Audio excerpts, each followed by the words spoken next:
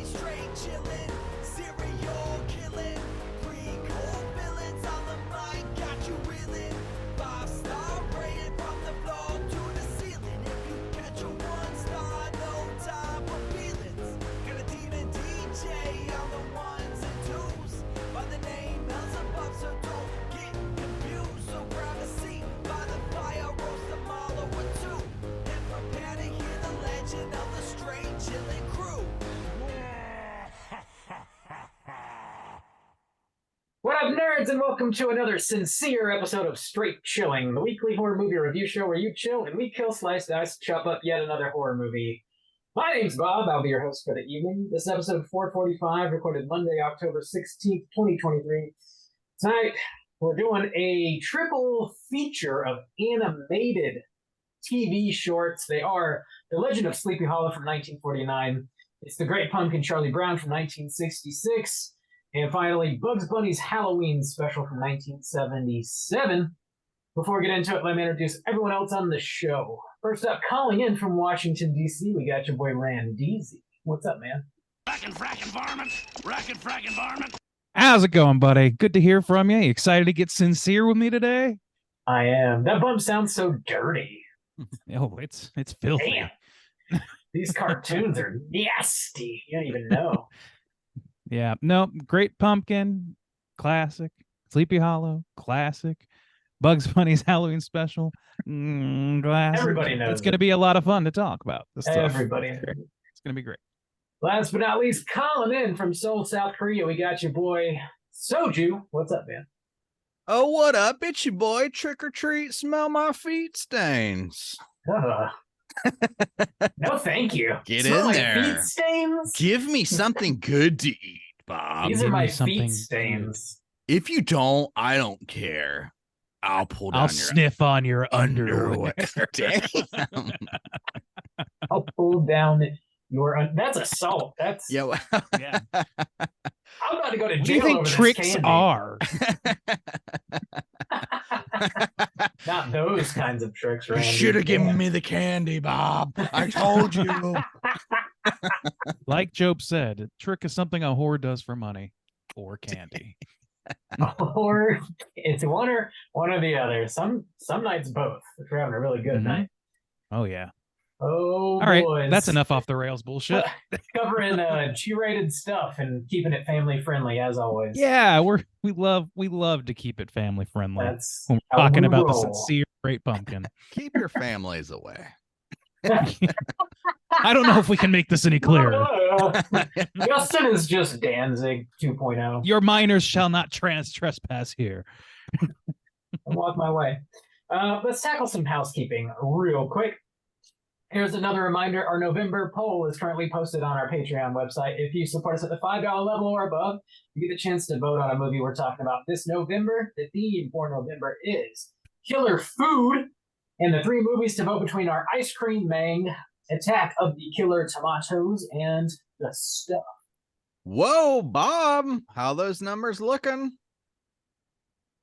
Looking pretty good. Those tomatoes are nice and plump with about 50% of the votes still. So plump, so right. I'm pretty excited because that's one of those movies I know the song, but nothing really else about the movie. Never seen Yeah, it before. I'm pretty blind on that one myself. I don't know about you, Bob.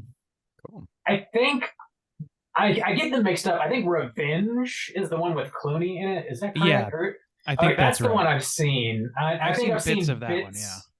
I think I've seen bits of this one. I've seen the full Clooney one. It's- Revenge of the Killer Tomatoes? Is that a movie? Yeah, Oh, it's a okay. sequel. Revenge yeah. or is it Return? I can't. I remember. thought it was Revenge. It doesn't matter. It's got George It doesn't Clooney in matter. It's one of those. It's one of those Sith type sounding titles. Hmm. Yeah, rotten, whatever. So yeah, get your votes in before the end of the month, and we'll see what movie we're talking about this November. It sounds like we've already given up. Like, That's oh, all great. right. Okay. Yeah. There's definitely several people left to vote, and the stuff is like it's 30%, I believe, and Okay, Ice yeah. Cream Mang's about 20. So like it still could flip. Yeah. It's not Also, far too, yet. also, too, some Slack members try to start some kind of crazy swings and coups. I So you know. never know what's going to happen. Politics. Am I right? Well, crisp November morn, we'll be counting up the votes. Yeah. Yeah. In other Patreon news, we're dropping mini casts every Friday throughout the month of October. Every Friday this month, we're dropping a mini cast on an episode of Simpsons Treehouse of Horrors. This Friday, we're dropping an episode on Treehouse 13. Whoa, Lucky lucky number number. Boogeyman! You nailed the window shut! I'll get the gun! It's too bad that couldn't have come out last Friday. That would have been perfect. Yeah, it would have, but Too bad we're just sticklers for timelines. rules. We got a lot of Yeah, that's rules. us. We're definitely the rule following podcast. That's oh us. yeah. Yeah, Let's recite that trick or treat line one more time. Rules is rules, Well, baby. Smell That's what my Mama feet always stains. Patreon. The last thing I have regarding Patreon is I just wanted to say thanks, a big thanks to everybody that hung out with us this past Friday for a 3rd annual Chilloween event. That was super fucking fun. We had a great time. Yeah, we had it a was a great lot time. of fun. Yeah, got pretty drunk. Watched Halloween 3. Yeah. That drinking game ruins lives. Like that shit got real at the end. I went through 5 Narragansetts. Not much of a beer drinker, so my stomach was Yeah. exploding. Yeah. A lot of gammy. Mhm. It was good though. It was a lot of fun. Yeah. Thank you guys uh, so much for being part of that. To all you fine folks out there, and anybody who wants to be a part of it next year, keep your eyes peeled. Sign up now. Yeah. Sign up now and Sign up right now. get your. You got to sign up now. The spots are limited. Suddenly, I decided. All of a sudden. That was we did the surprise movie screening like we always did, but we jazzed it up a little bit by making a drinking game and also like pretty much doing a live commentary while the movie was rolling. The 3 of us Yeah. kind of left our mics on and we're cracking jokes and shooting shit and stuff. Super fun, good time. Prizes are in the mail soon, very very soon. Oh yeah, those. I know Nate's looking out. Well, you guys have anything you need? Yeah, we got a couple things I got to get through. So, this upcoming Friday will be our very last for the year, not ever, hopefully, but for the year, our last Tiki video that will be coming out on YouTube. So, Bob, this is for a special day, even though we're already dropping a mini cast, we got to recognize this very special day, which is, what was it? Sasquatch? It's Memorial National Day? Sasquatch Awareness Day. Awareness Day. Okay. You gotta be aware. Be prepared to be bedazzled. We're prepared because Bob made a very special Sasquatch shot. Bob, you want to tell us a little bit about that? Yes. Is it musky? It's got undulating breasts. If you're a listener of, it's from a documentary. If you're, but damn. if you're a listener of Straight Chilling, you know that we are big fans of Big Feet, and specifically a really goofy, hilarious Bigfoot documentary from the 90s called it's got like several names. Bigfoot Drumming for Monster Bigfoot. Monster Mystery. Mystery. Come on now. From the Drumming for ends of the Bigfoot. earth. Yeah, it's got like All 3 or kinds 4 of different things. names. It's hilarious. We did a review of it like 200 episodes ago or some shit. Definitely watch it and then listen to our review. I'm pretty sure it's still up for free on YouTube, and we did link that on our website. So if you find our Bigfoot Monster Mystery episode on our website, there's a link. You can watch the whole thing for free. And We're not rule followers. in honor of International Sasquatch Awareness Day, I wanted to make a drink to commemorate our love for Bigfoot in that documentary, and of course to commemorate everybody's efforts that they put forth to make that documentary and trying to find Bigfoot, everything that went into it. So it's a bit of an homage to that documentary. So be sure to check it out and drink along this Friday. Yeah, and that's Like our nothing first. I'd ever smelled before in my life. It's our first ever shot that we've made, so that's true. special too. Yeah, Yeah, keep you up late at Yeah. night while you're trying A to tiki entertain shot. Bigfoot. I know. Yeah, Now, how fancy is the shot glass? Is it molded to form some specific item? Come I on. mean, It it is, looks like a and- Sasquatch. Hell yes. Hell yes. You are drinking out of a Sasquatch head. I love it. Thank Actually, the God. shot glass is a whole little Sasquatch, isn't it? It is. Yeah. It's a full, yeah, not just the head. Yeah, all right. So check that out on YouTube. Also on YouTube, a new film finally dropped. It was one that I got to see at BFON this past summer, but it is now available at least on Prime. I don't know if it's coming to any other streaming services, but it can be watched by the masses now. It's called In My Mother's Skin, and this is one that I really enjoyed, so I would recommend people check that out. But also, I got to sit in on a Q&A with the director and the two main actresses from that film. So I'm going to be throwing that up on YouTube now. I've been holding on to that until the film actually got released and people, could follow along. So that's going to be going up as well. And yeah, that one's really cool. It's got some Del Toro vibes, I would say, in the kind of vein of some, maybe Pan's Labyrinth kind of stuff, but a little more brutal, straightforward horror in that way. But yeah, good mix of like fantasy, historical horror and stuff like that. It was a really good film. So yeah. That Q&A is going to be going up if you are jonesing to watch a good new horror film and follow along with the Q&A. Right deal. on. I think. Oh, also too, just a reminder, we are going through our kind of like 31 days, even though it's more than that. Halloween straight chilling. So we have a ton of Halloween themed episodes by this year 9. So I'm throwing them all up on our socials, mostly Instagram. And so yeah, you can follow along with that. All of our Halloween franchise episodes, the Treehouse of Terror, Treehouse of Horror episodes, and then everything else. So like, Dark Night of the Scarecrow went up this week, The Guest, anything, Halloween themed Ginger is going up there. Snaps, Over the Garden Yeah, we'll be Wall. going up there. Yeah. So if you want to follow along with Straight Chillin' for your whole spooky month, you can do so. And that's on our Instagram. It goes up on our Facebook stories as well. And I've saved them into like a little favorite tab so you can go back and see all of them there. So yeah, Oh, she's a fancy flapjack. we are fancy flapjacks here. Pumpkin flapjacks. Oh yeah. All right, that I think my house is clean. Cool. Randy, you got anything? Nothing new for me aside from my ongoing 31-day daily drawing experience, the Cabinet of Cursed Objects. Check me out on the Instagram. Got one every day. And yeah, there's we're like just one day over halfway through the month. Now you look at Slow it down. and- Pump the Oh, wow. brakes. I know it's really churning through, and I'm very happy to see all the drawings go up, but I'm very sad that the time is passing this quickly. So Yeah, no. get it while it's Yeah. hot, people. I know. So I'm bad. sorry. I do have one more thing. Okay. The 28th, Saturday, the 28th of October, I will also be hosting Horror Trivia at a special Halloween party that we throw kind of every year at the DCC Cafe here in Seoul. So if you're in Korea, you want to come hang out with a lot of horror movie lovers, come hang out with us. They're going to have lots of spooky games, Nightmare. There's going to be, I think, the Scooby-Doo. Oh my God, what is that game?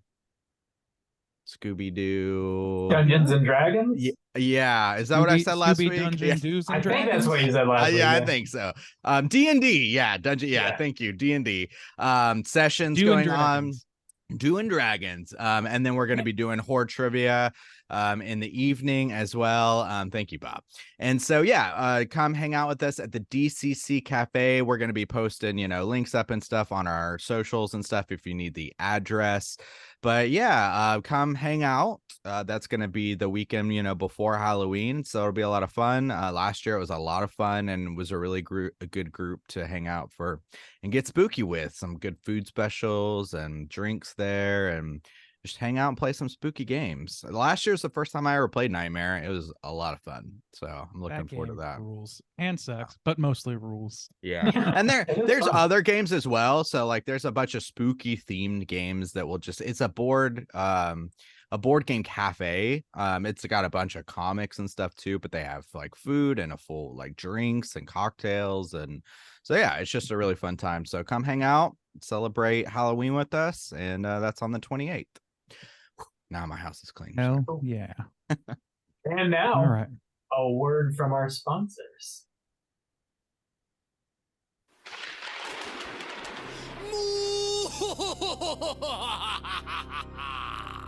Gather round, all you ghastly ghouls, and kick off this Halloween season with scary good music and even scarier movies. Monster House Records is a brand new vinyl record retailer specializing in punk rock music and horror movie memorabilia.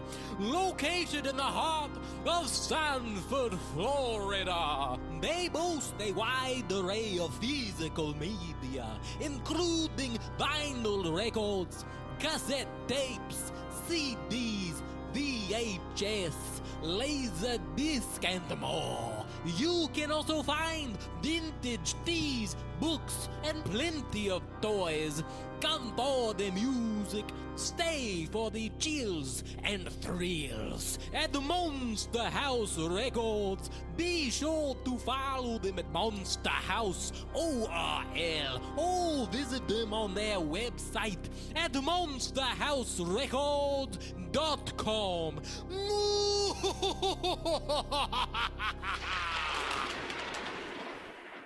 That's right. DonsterHouseRecords.com. Monster House.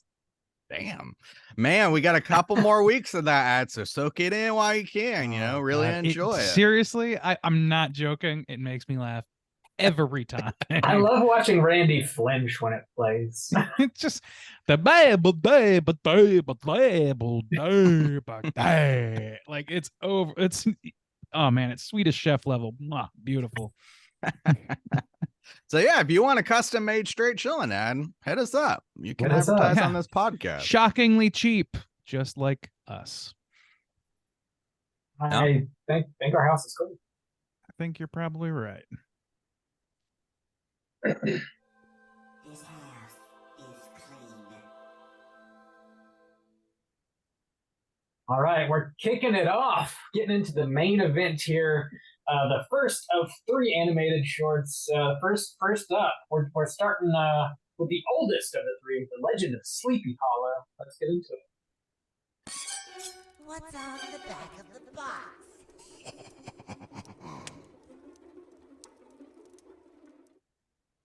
Juice, this is your baby.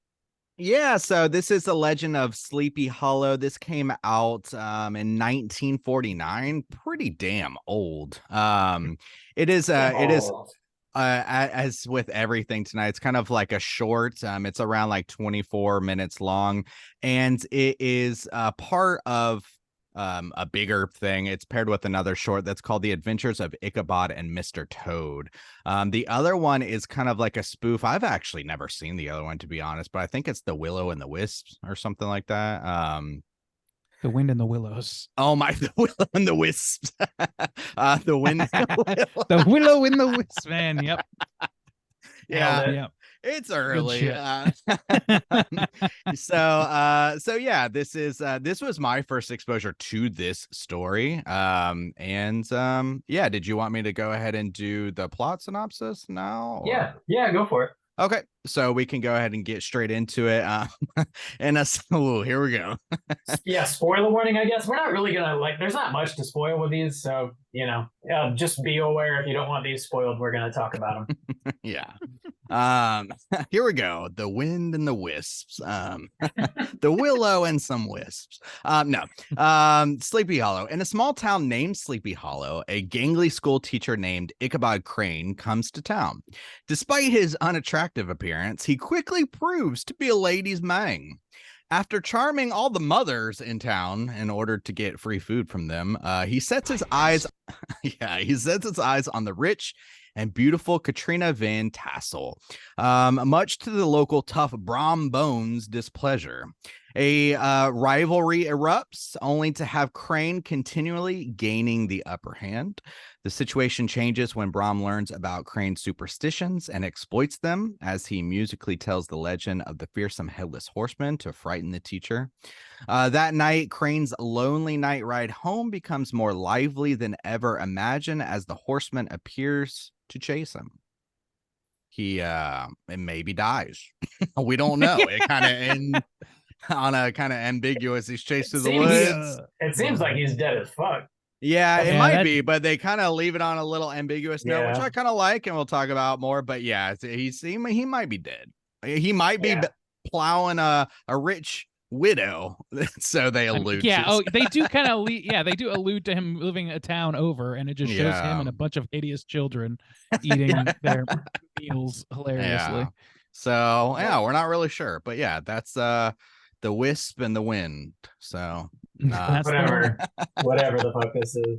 Have you Yeah. guys read the book that it's based on? Have I I read actually- a book, Bob? And ask me No. that.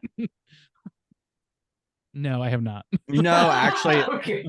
this is kind of one of those classic horror literatures that I have never owned. I like for a while, several years ago, I was going through a lot of the classics like Frankenstein, Dracula, and would go through them almost like yearly or every 2 years or something like that. But no, this is never one that I had, honestly. Yeah. me Yeah, same neither. here. I had some sort of like truncated like kids version or whatever when I was a kid, but it wasn't the Washington Irving thing, and I've never read it. Yeah. I'd be interested to, honestly, because I mean, having this year in particular dipped a little bit deeper into the Sleepy Hollow lore, or at least interpretations, than usual.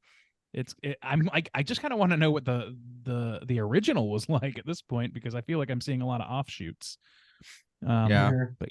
Bob, you no? Yeah, I've never read it, and I've never seen this before either. Oh, really? it's- What? No, yeah. Were I've you seen never this. in a? Did you never have a substitute in your class, or what? My teachers were reliable, so they always showed up for Mm. work. I guess. I doubt you know, it. I know you're a Florida public school kid like me. There's no way. Yeah, they probably showed us something that was like highly inappropriate instead of something sweet. Honestly, You this, kids this, like Fast and the Furious? this short is like it's about this womanizing piece of shit, and I was like taken aback when it started. I was like, this guy's an asshole. He's a cooter. He's just like swindling all these women for food, and he even like steals food from the kids' lunch boxes and shit. This is not at all what I was expecting when I put this fucking thing on. I couldn't believe it. To be that dude honest- must be packing some heat. Is all I gotta say. Dude, something's going on. But I watched this again Um, for the first time. I was either last year or the year before. I was like, man, I'm gonna throw on old Sleepy Hollow. I hadn't seen that in a hot minute, and I was surprised too. I was like, whoa, this is fucking dude, man. And they Dude, there's- like made no Sorry. bones about it, kind of. You know, he's going Yeah. to the moms groups. He's got his little calendar where he's got all the moms' Yeah. names. Fucking like- asshole.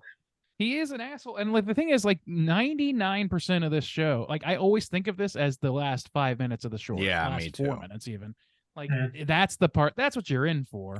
Yeah. But like the whole lead up, I remembered like him being kind of like, I don't know, I didn't really like that guy. Like I don't like Ichabod, and this is why. Is this short is like watching it, I was like, yeah, this is why he's just like stealing food, and I think that's just like a stand-in because Walt Disney Productions is not going to Oh, show yeah. him going full Pepe Le Pew on all the ladies in All town the moms. necessarily. It's close. Yeah. Yeah. This show has a little bit of mean spiritedness to it because it's also kind of like cruel to the women in the show. Like there's that Yeah. one woman who's treated like a little gremlin who's Man. just lonely, and it's Yeah, sad. dude. Yeah.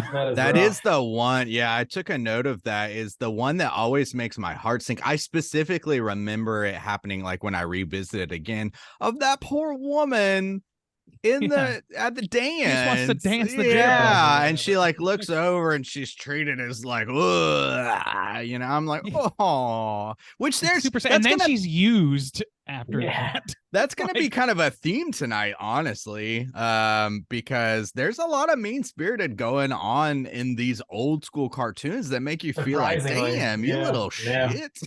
You know, the tricks yeah. don't have to be this mean, guys. Just come on. what the Yeah. fuck? A Like, I lot thought of- you think of. Sorry, go ahead, Bob.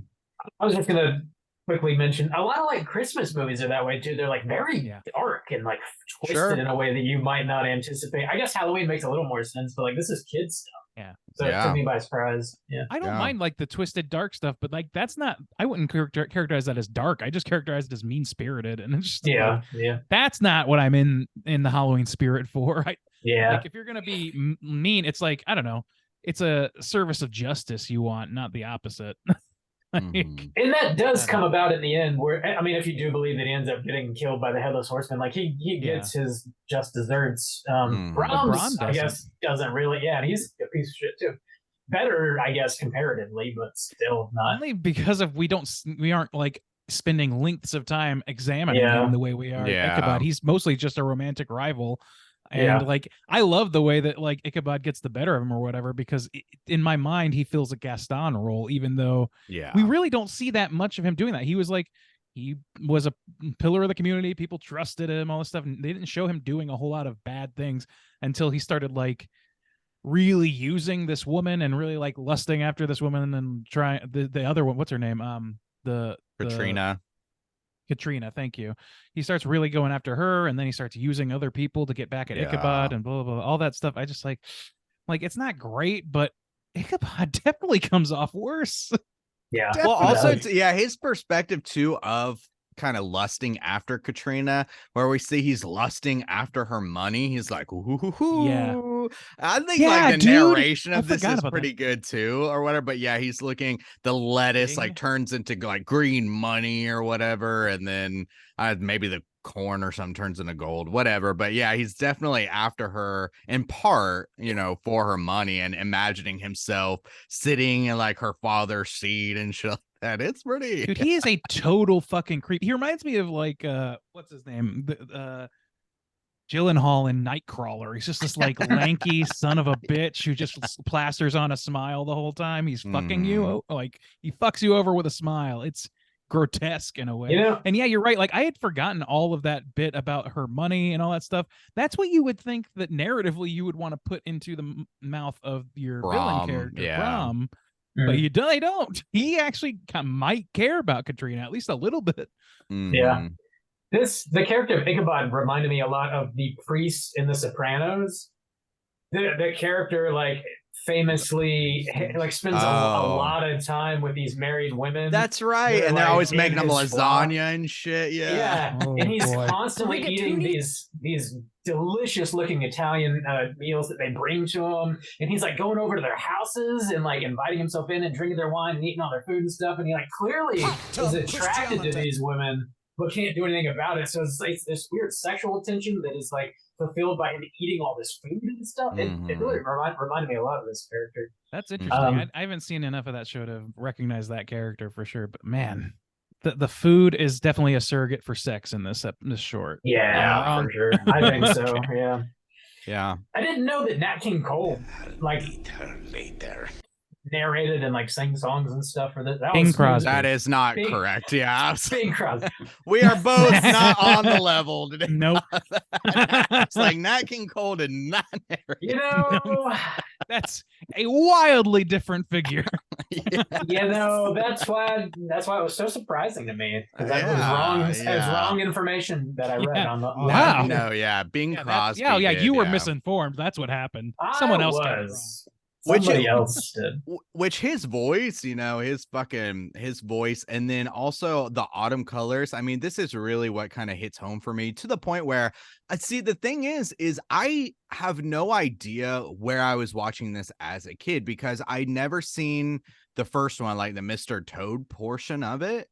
And I've never seen it, but I had seen this several times as a kid, to the point where, we grew up in Florida, so it didn't have any of the kind of traditional autumn vibes going on. And this is kind of like what existed in my mind, to the point of, I remember one of the very first times like we actually traveled to the like the Smoky Mountains or something for autumn. And I was specifically looking for some kind of bridge that existed like that exists in this. The covered bridge over the river or the brook or whatever. And so like the imagery in this now is like so Americana to me. The shapes of the buildings and the quaint little autumn town or whatever. It just I don't know. It just kind of lives in my memory as like picturesque autumn, pretty much. For sure. I didn't get a ton. Sorry. Go ahead. Go ahead.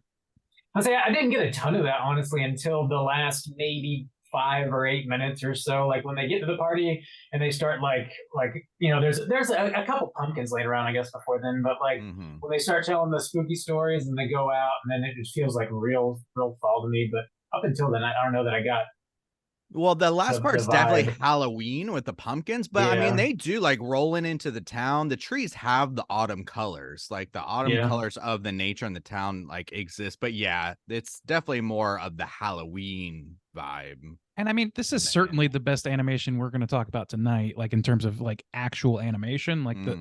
Mhm. it's very clean, it's very beautiful, it's Disney's standard for that era, which was Mhm. the gold standard and frequently was over the years. So, it's got that really beautiful painted matte painting background, all that stuff. So yeah, there's definitely some fall vibes, but more than anything, to me, it's just got like beautiful animation. So I love that about it.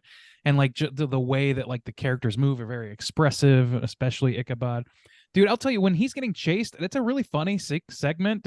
Like it's obviously meant to be, but like it's positioned as scary, but you're also like laughing at it a little bit. But I laughed extra hard because I forgot just how deep into that horse's ass Ichabod puts his whole face on multiple occasions throughout the run of this chase. He's like riding with his nose in the crack of the ass. Do you guys notice that? Like, I did not. Not particularly, no. dude, I was like, that is a horse's asshole you are riding, my guy. You need to maybe just get yourself back up or let it go. Take the loss. Damn. Maybe he likes what he's smelling. Yeah, I At that didn't. point, do you even really want your head anymore after it's been sullied by horse anus? I don't want my head anymore. Take it Yeah. away. Well, so there's kind of two main songs in this. Bob, as someone who never grew up with this, what did you think about the songs? How do those hit you? The one at the end, like about the Headless Horseman, really stood out to me. I thought it was super cool. I was a big Okay. fan of that one. Mhm. The other one did. I don't even remember what it sounds like, honestly, but It's I just definitely like remember. Ichabod Crane. Ichabod Oh yeah, Crane. yeah. That one really didn't do anything for me. But the Headless Horseman one was. You can't reason with a Headless Horseman. Like I liked it. Yeah, that was good. I like that song better, like just on its face. But the Ichabod Crane song is the one that I always remembered. But Me hearing too. it back, it's like a little different than I remembered it. I was a little surprised. Like, man, this is not exactly like in my head. It sounds different, and I so agree. now I know that I got Mandela affected out of Mm-hmm. that. So, and then there's also the Brahms song when he's like singing the ghost story. I like that too. But yeah, Mhm. you're right that the Headless Horseman, like whatever fanfare at the end is the good shit out of it. But Bing That's the Crosby, shit. he's got the pipes. That's why they hired him. Nat He does King a good Cole, job man, overall. you know? That old King Cole. He's Uh, singing He does a about great those job. wispy willows. It's only a matter of We time are that I'm gonna fuck this up. point. We're gonna get the we hat just trick gotta tonight. Get his in, yeah. We're going for the hat trick, going for the Just turkey, wait. people. Just wait. Yeah, no, Bing. I don't know, like, and it was interesting to me that they had Basil Rathbone for Wind in the Willows, or the Mr. Toad segment, the Wind in the Willows segment, Hmm. and then like they matched accents to where those stories are from. I kind of like that about it. I have actually never seen the Mr. Toad segment. I've ridden the ride in California, but I'd never seen the segment, and I actually did not have time to watch it this time. So yeah, I missed still out. haven't either. Yeah. The tradition of just not seeing it, Yeah, is just totally keep it alive. set in. But I did like fast forward through a couple segments of it, or a couple seconds of it, and Basil Rathbone is on that, and then they're like, "But over here in the Americas, we also had a figure too." And then old Bing Baba boos his way through Ichabod Crane. It's pretty great. Well, yeah, and one thing I like about this too is it was written the original story, and they kind of open up with like the book and stuff opening up, which is cool. But it was written by Washington Irving, who was born in New York, in like the Manhattan area or whatever. So probably spent like a decent amount of time in this kind of area, so that he wrote a story about that kind of like folklore. And as I said, it's kind of this Americana, and really in my mind, this, even though I never read the story, I guess this short is what brought this to my attention as a child, Yeah. and continually lived in my mind as this American type of creature, so that's Yeah. cool. I don't know, there's something kind of special about that. You It's- got yeah, your it's nice to have, like, a- Draculas and your Frankensteins. Yeah, it's good to have a It's monster. nice to have like your little like monster cryptid sort of thing. Yeah. We got our Bigfoot, and that's the big one around Yeah. the Americas, really. But there are a few Jersey extras. Devil.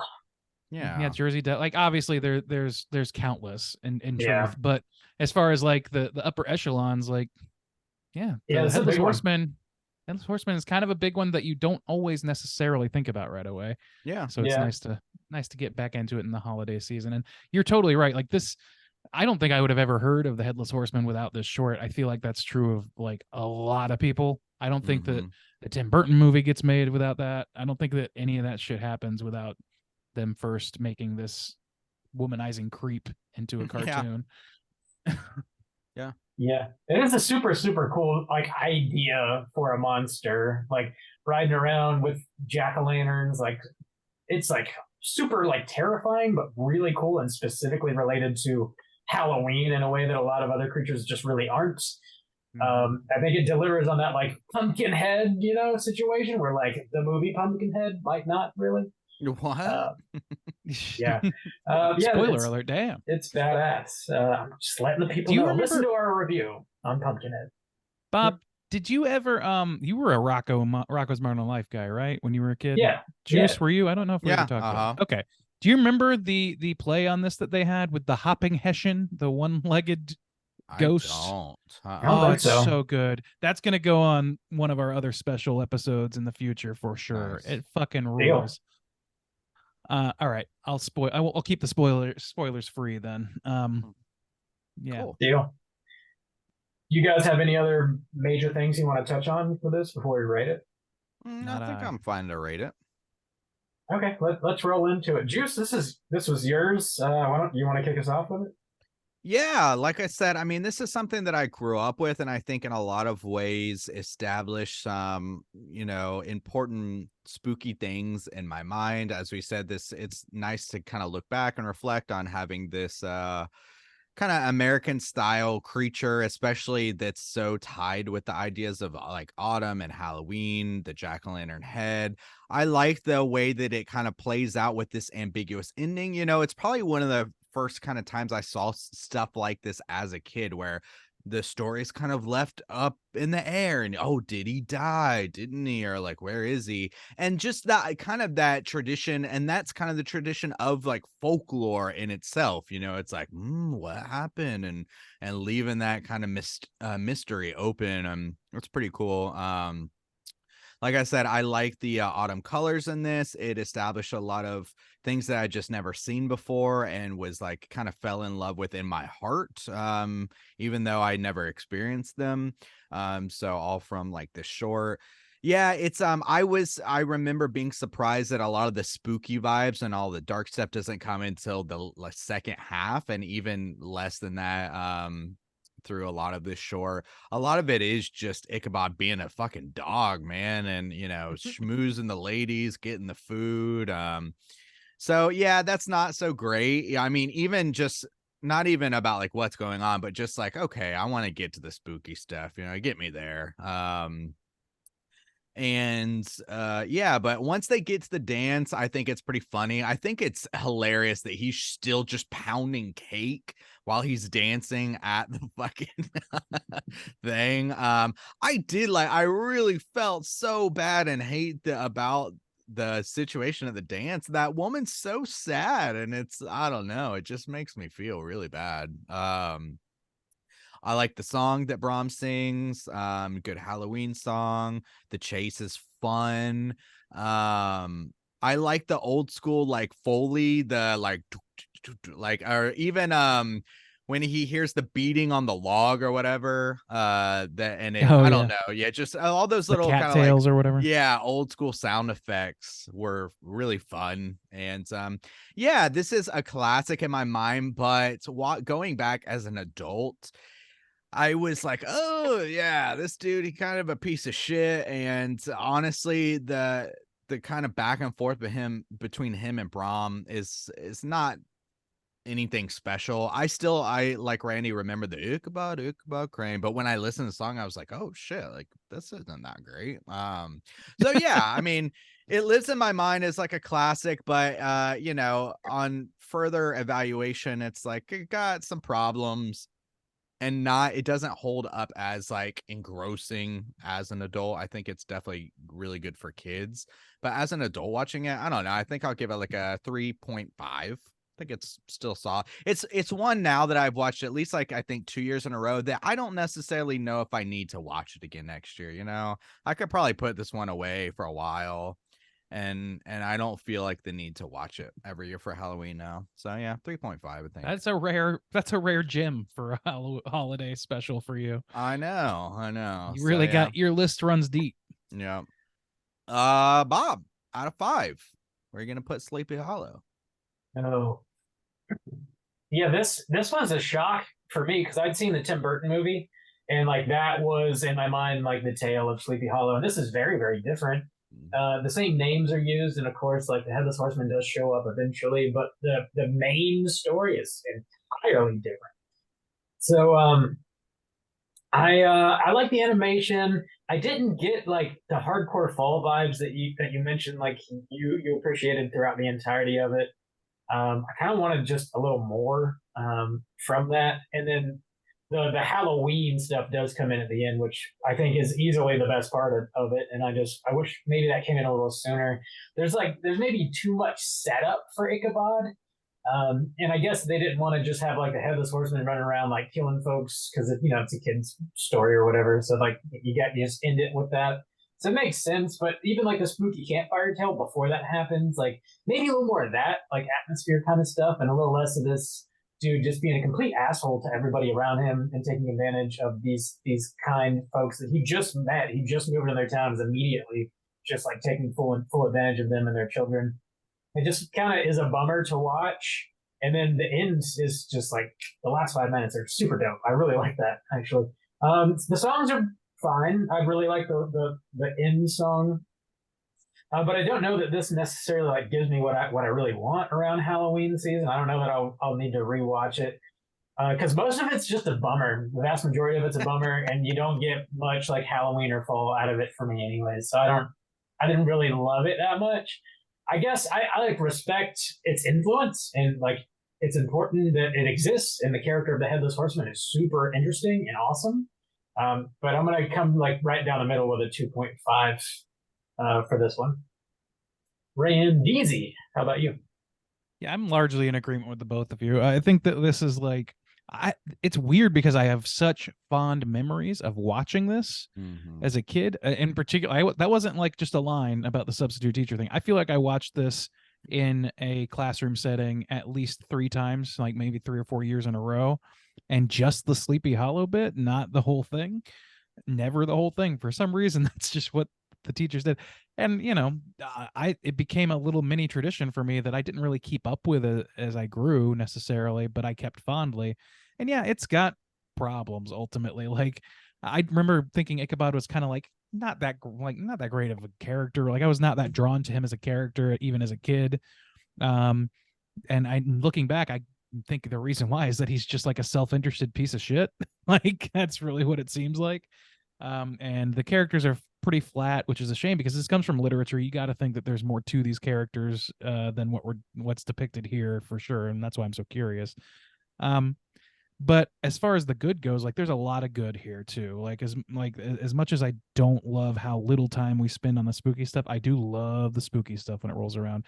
As much as I am kind of between you guys about how much fall vibes are in this, I think it's kind of somewhere in the middle where like there is a lot of it present, but not a lot of it hits me all that well. It hits me all that directly for the duration. Like there's moments that hit me, but the duration is kind of filled with some stuff that maybe there's a pumpkin around, maybe not, whatever. It doesn't really like strike that tone all consistently for me. The end is really what this thing is about. That's what the kids wanted to see. That's what I want to see as a big kid now. And so, I really love the animation. It's beautiful animation. The matte paintings, the character design, the way everything bounces is like, it's very like classic animation. And I love that shit. So, I'm very into that. I love the character design of the Headless Horseman. Love it so much. but yeah, like just watching it, it's hard to root for anybody. And I feel like Bob said, if they had spent more time, like set up the ghost story early and I don't know, show Ichabod in a couple different lights maybe, or make Gunpowder the hero somehow, or something like give us somebody to latch onto, give us some intrigue throughout that's more than just like laying groundwork for this character that ultimately, like, you know, may or may not get his head knocked off. I don't know. Bing Crosby does a good job with what he's got. I don't know much about that Nat guy. King And Cole. this is probably the okay, sure. Oh yeah. I don't know much about that guy, but you know, this is what stands out to me as being Bing Crosby is this short. So I enjoy that. I enjoy the sound effects. I enjoy the visuals. I enjoy all that stuff. Not going to be a consistent yearly watch, but if it's ever on, you know, I won't turn it off. I won't turn my nose at it. So I'm going to go with Juice with a 3.5 as well. Right on. That's going to put our aggregate at a 3.2. So let us continue on our journey. Next up, All we're talking about It's the Great Pumpkin, Charlie motherfucking Brown. What's on the back of the box?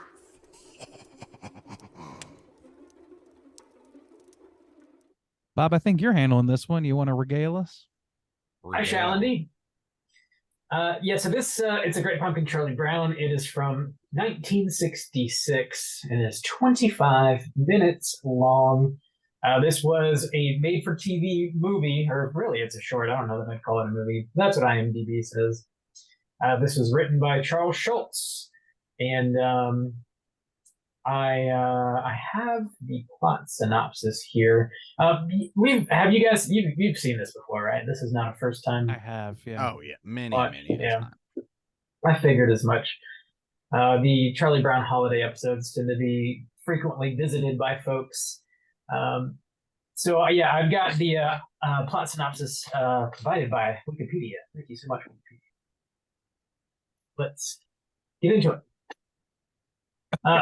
Linus and Lucy Van Pelt go to a pumpkin patch where they select a pumpkin and bring it home. Linus is upset when Lucy begins carving it for a jack-o'-lantern.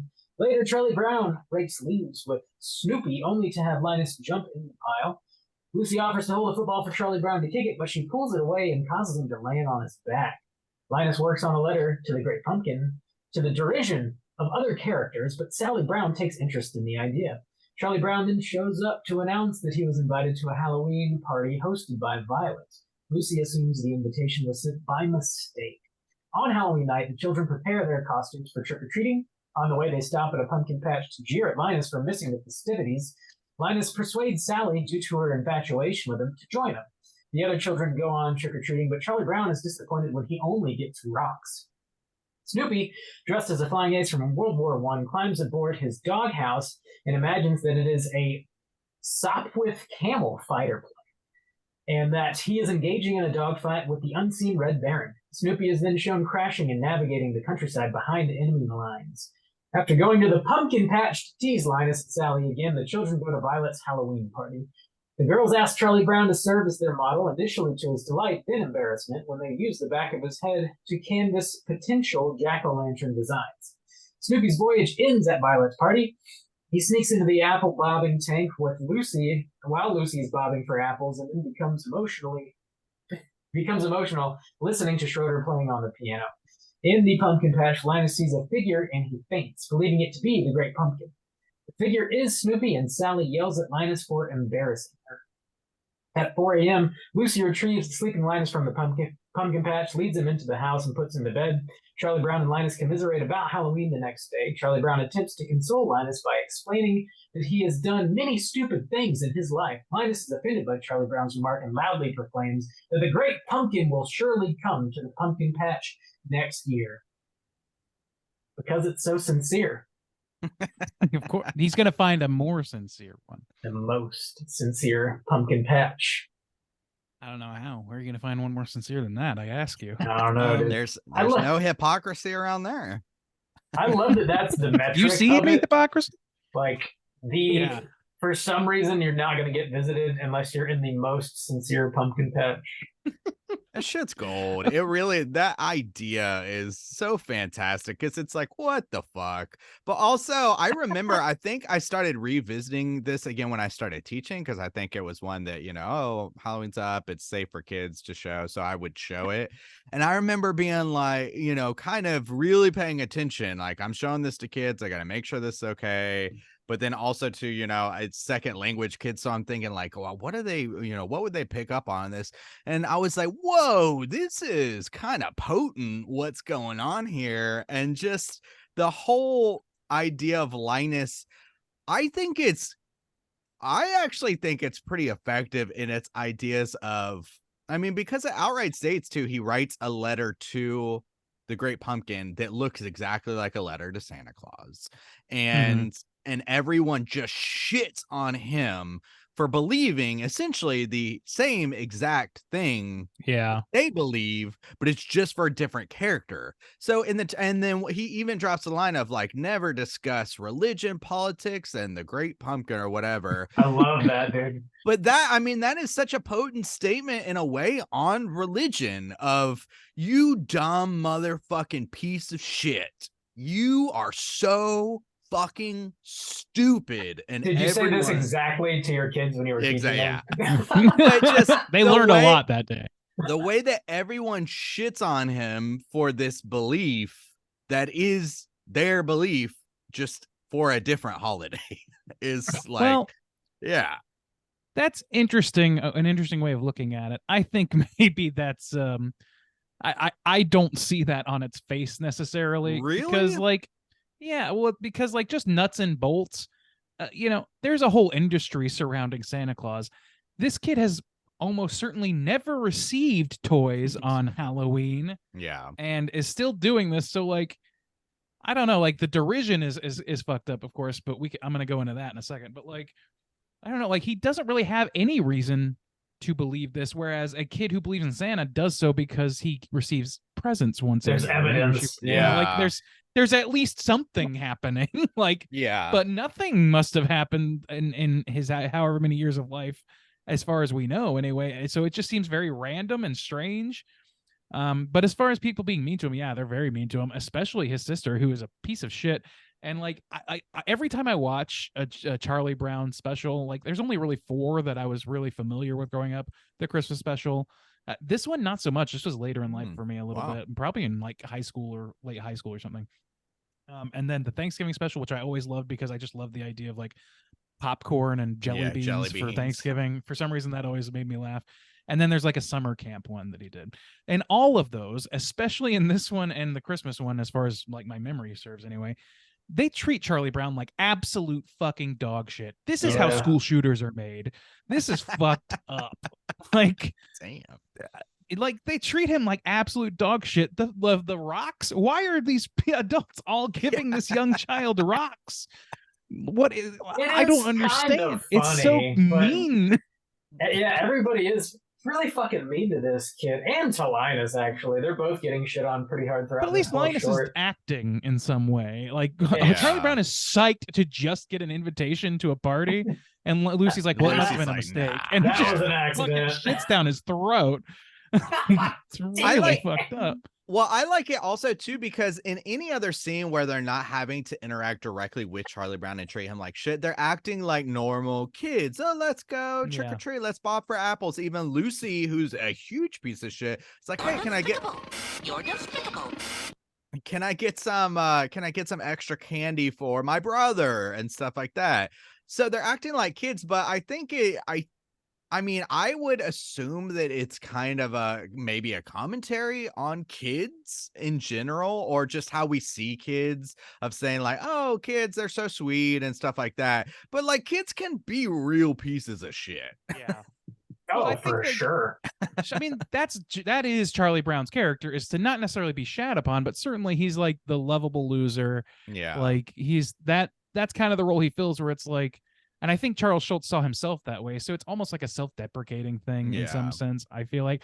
But just watching it without really having that context or whatever, it really like, it makes me feel more than just like, oh, here's the put upon guy who like, has to keep a stiff upper lip while people aren't so nice to him. No, these people are like actively mean to him. They're just shy of like beating the shit out of him every day. Like it's really, it gets pretty hard for this show, for this franchise that is like so sweet in every other way, like so saccharine, sweet, childlike, to just like be so cruel to this character. It's not just, if it was just Lucy, it would make sense to me, but it's fucking everybody. It's Fucking adults. everybody. It's everybody.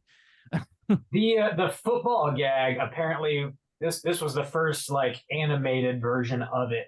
That was this one, which it's like fucking famous now. That happens Yeah. apparently several times. And Yeah, I don't know how non-notarized document. I don't know how accurate this is, but a piece of the trivia I found was that all the kids, like when this first aired in the 60s, the kids that watched felt so bad for Charlie Brown that they like tried to mail him candy. I guess they sent it to Schultz. I don't know awesome. where they would have sent it. But That's is really like adorable. sweet if true. I love to hear that. yeah. He got his That's very candy sweet. after all. And maybe that's a good way to, now it's a weird thing because you show this and then like these kids feel bad for Charlie Brown, and that's a great reaction. And so is it this way to almost teach empathy in a way, Well, to like feel bad could for be. people? And Would it be better for you to show a cartoon or a bunch of kids act like pieces of shit and let real kids learn empathy through that? Or do you make a strong, firm message of no, everyone is included? Or, I don't know. Well, sure, but I think like that logic holds up if you're watching the Christmas special where he learns a lesson Yeah. and everybody does something nice for him at the end. Mhm. There's no coming to Jesus moment in this Yeah. show. Everybody remains a piece of shit to both him and Linus in Yeah, this. So yeah. I don't see it as like do- a parable that comes to conclusion, if anything. what I would take from this, if anything, is like just the Linus's like steadfastness in his faith and his belief and his hope that he's gonna see the great pumpkin. Like you're gonna get kicked in the teeth or whatever, but like keep on kind of thing. I like respect at the end that he's like, next year I'm gonna fucking make it happen. You just watch. Really? Yeah. I don't know. I think that's why this short is so interesting, especially watching as adult, because there's a couple aspects of that. I also kind of like wanted to touch on Sally and how she gets pulled into the belief and her reactions to the belief and stuff like that. Yeah. But I think a little bit of the problem is Linus is not able to. His anger at the end is kind of what's troubling. It's because he's like, how dare you think I'm stupid? How dare you think that this is a waste of time for me? It's not. And I'm going to prove you wrong. I'm going to fucking show you that this is right. And so in some ways you can admire, his tenacity and his, dedication to what he believes, but it's portrayed in kind of a toxic way of like we said, there's absolutely no evidence for it. You have gone through this, this is at least the second time, because Lucy says not again, not like last year or whatever. And you treat people's skepticism or questioning with pure anger, and it's like, I'm gonna fucking show you. And I would not say just skepticism or questioning. They're fucking mean as shit about it. but not It's Charlie like- Brown at the end. No, well, he does say, "Don't worry, man. I've done tons of stupid shit in my day." Basically, calling Linus stupid. So, like, kind of, yeah. I mean, in a sympathetic kind of way, they're like, I've done, I made some But mistakes. nobody catches it too." worse than Charlie. Is the thing. Yeah. It's like, Sure. this, I and don't also know. like, and I know I don't expect congruity between the characters and different specials or Yeah. whatever, like a little bit, but like a little variance is to be expected. But Linus is also like the keeper of the Christmas story, who like yeah, really he's the knows what he mystic, believes. yeah. He's the mystic. He's like, in that one, he's like the keeper of the true tale, and he's completely confident in that, and he doesn't need to show it off. He just says it. In this, Mhm. he's kind of the opposite. He's really got a chip on his shoulder, and not undeservedly, I don't think. But it is kind of like, it just feels incongruent. It's like, this is the same kid who could just like silently walk onto a stage and then like get everybody to stop being a dick to this kid for 5 minutes for the first Yeah. time in his life. Like, I don't know. It just, and he just feels very different in this, and not very. It's just, the attitude is a little different, and I like it better in the Christmas version because it ultimately ends on a positive note for everybody, not just for one kid. I've never seen that one. I need to. You've never I need to seen watch Christmas You've special? never seen the Christmas? Really? What Yeah. are you doing? I don't know with how your you avoided that, childhood? honestly. Yeah, what? Sorry. Just That's Damn, why that watching blows my Natural Born mind. Killers instead. Wow. Yeah, watching Natural Born Killers. You were correct. In that. Damn, dude.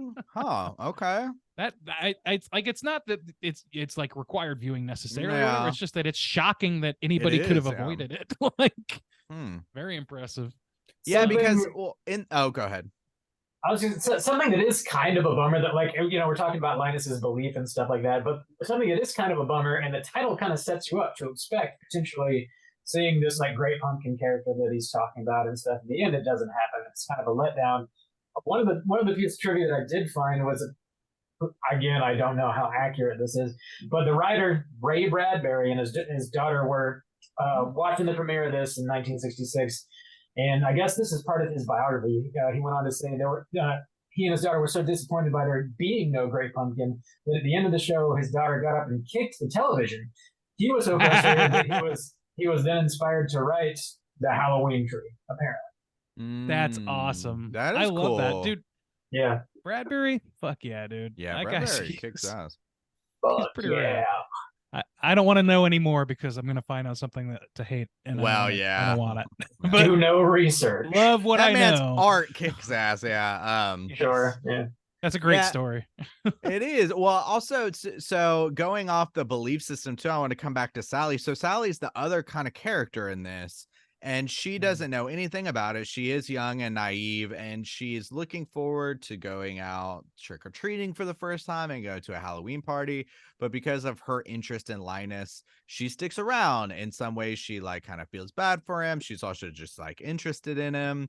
And then she gets mad about it too. Like, you tricked me, you son of a bitch. You robbed me. That kind of attitude is Yeah. like was potent for me too. Cause I'm like, yeah, I mean, she made the decision, people Yeah. were even telling her, don't believe this stupid son of a bitch. Come with us or whatever.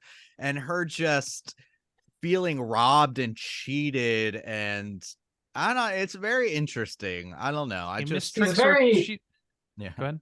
She's very two-faced about it too, because when the kids come back by the pumpkin patch, Yeah. she's like defending him for a second, and then as soon as they leave, she turns around and she's like, "You better fucking deliver." And it's like, Mhm. damn, like, do don't- you really want to be there? Like, what are you? Well, also What are that you anger doing? again too, her anger, like, you're gonna see, like, it's infectious in this kind of way where she's like, she can't stand the idea that she was wrong, or even that people told her she was wrong. Like, hey, I know you're naive, I know you're young, like, come trick-or-treating with us. He's done this before. The Great Pumpkin never showed up. She chooses because she likes him, and she gets mad about Yeah. it and feels robbed, even though, yeah, like you said, her attitude was, no, he is right. You are all wrong, and you're gonna pay, and you're gonna see.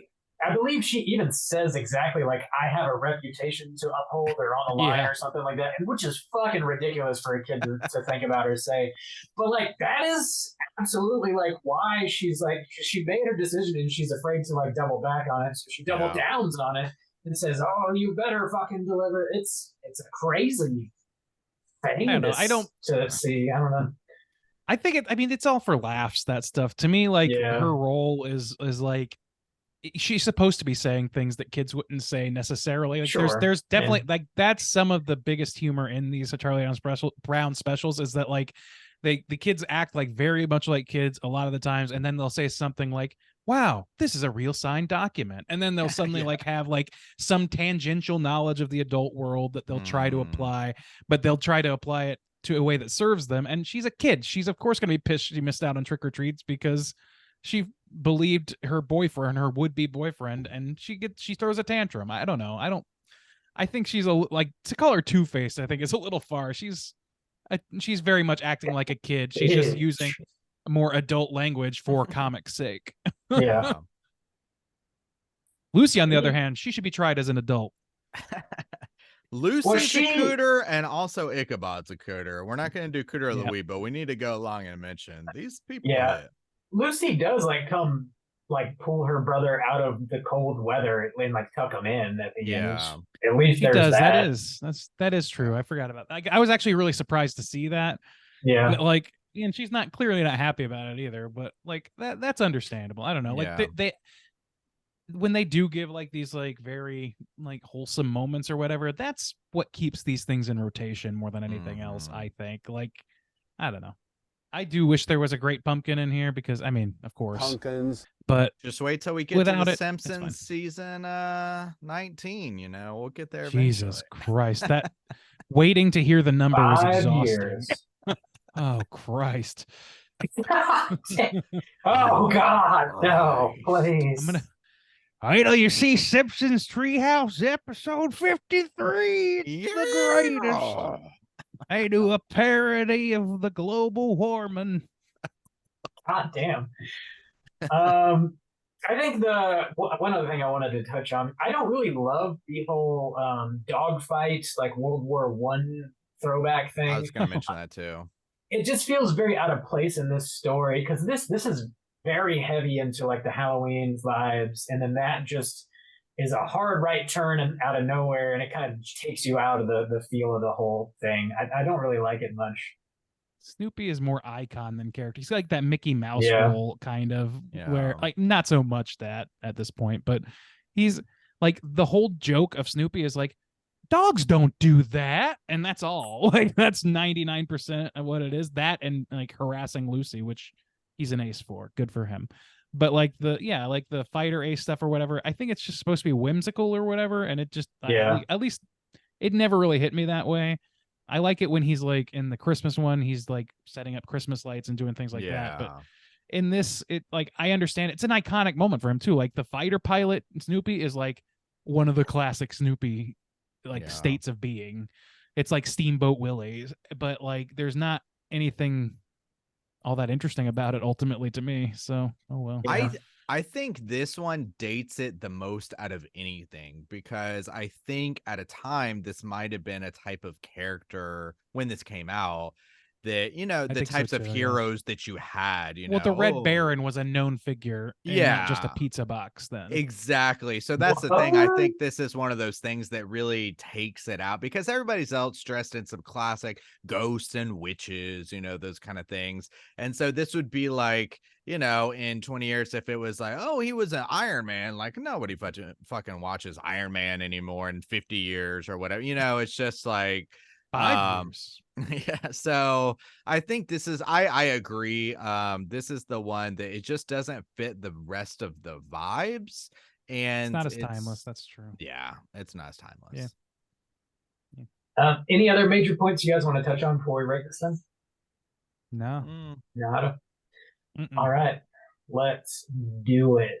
I'll go first since this was the one that I kind of was leading here. I like this one a lot. I do. So I didn't have any nostalgia for Legend of Sleepy Hollow. I definitely do have some nostalgia for this one. I think it really does deliver on like heavy Halloween vibes. I really love the opening credit sequence where it's got like the owls and the ghosties and the way that they're sort of overlaid with the jack-o'-lanterns and the music and everything. I think it just like really gets you in the mood for Halloween. And of course, like there's pumpkins everywhere. They're carving jack-o'-lanterns. They're making costumes. They're going trick-or-treating. They're going to a Halloween party. They're checking off all the things that like I kind of really would expect and hope to see in a Halloween short like this. I think the idea of like trying to create a Santa Claus like figure for Halloween is really interesting, even though like we don't see it happen in the short. I think that idea is really cool, and it kind of like reminds me a bit of Trick or Treat and like Sam and like that, even though it wouldn't be as evil if it actually did show up in freaking Peanuts, but just reminded me of like that idea, something that like really represents Halloween like Santa Claus does for Christmas is cool to ponder. I think this is fairly funny too. It's got a handful of solid jokes that, you know, don't talk about politics or religion of the Great Pumpkin. Also, Lucy says something like, you're supposed to pick a costume that is in direct contrast with your personality, and then she puts on like a witch's mask, like stuff like that. There's a couple pretty good gags in this. I think Charlie Brown getting rocks, as cruel as that is kind of funny though. Like he just can't get any fucking candy to save his life. The poor kid. Um, the Red Baron thing is just it feels kind of out of place. I wish they would have had Snoopy be like Dracula or I don't know some other like iconic character he could go and like daydream about, but do something kind of like more spooky. Um, the like mean spiritedness is like kind of a bummer, and it was shocking because like I always knew it was there, but like I never thought about it much. But like we got to like actually review this thing and talk about it in depth. So like I just thought about it more. I was like, God damn, these kids are like really mean to each other, and it is a bummer. But I overall I do get quite a bit, and it is maybe not an annual watch, but like a fairly regular watch for me when Halloween rolls around. So I'm gonna give this one a 4 out of 5. Randy, what about you? Yeah, so I'm starting this one relatively at a disadvantage because this is not one that I had particularly strong nostalgia vibes for. It was not something that I saw a whole lot growing up. I was strictly limited to the uber Christian Christmas special instead. So yeah, just this doesn't get the benefit of rose tinted glasses for me necessarily. I do think it's about on the same, pretty close to the same level of quality ultimately, like on an objective level. The animation is like, it's cheap animation. The character models go off model all the time, all this stuff. It's kind of charming in that sense, and it kind of makes sense for a comic strip, at least back then, to be represented that way. I don't know. On some level, it sort of makes sense because it feels painterly in a way. The background paintings are really beautiful, but very sparse and very like messy. I don't know. It's both. I like it, and it also feels cheap at the same time. It's kind of got both of those things going on. So from an animation perspective, there's that. From a story perspective, like I just feel like this kind of peters out a little bit. Like I understand, Juicy, what you were saying earlier about like thoughts about religion and all that stuff, but like ultimately, I just kind of think that it leaves things pretty unresolved. And on some level, that's fine because again, this is a comic. These are comic strip characters written by the original creator. He knows the nuances of these characters, and it would make sense that he wouldn't necessarily think to slip all of those nuances into this one special.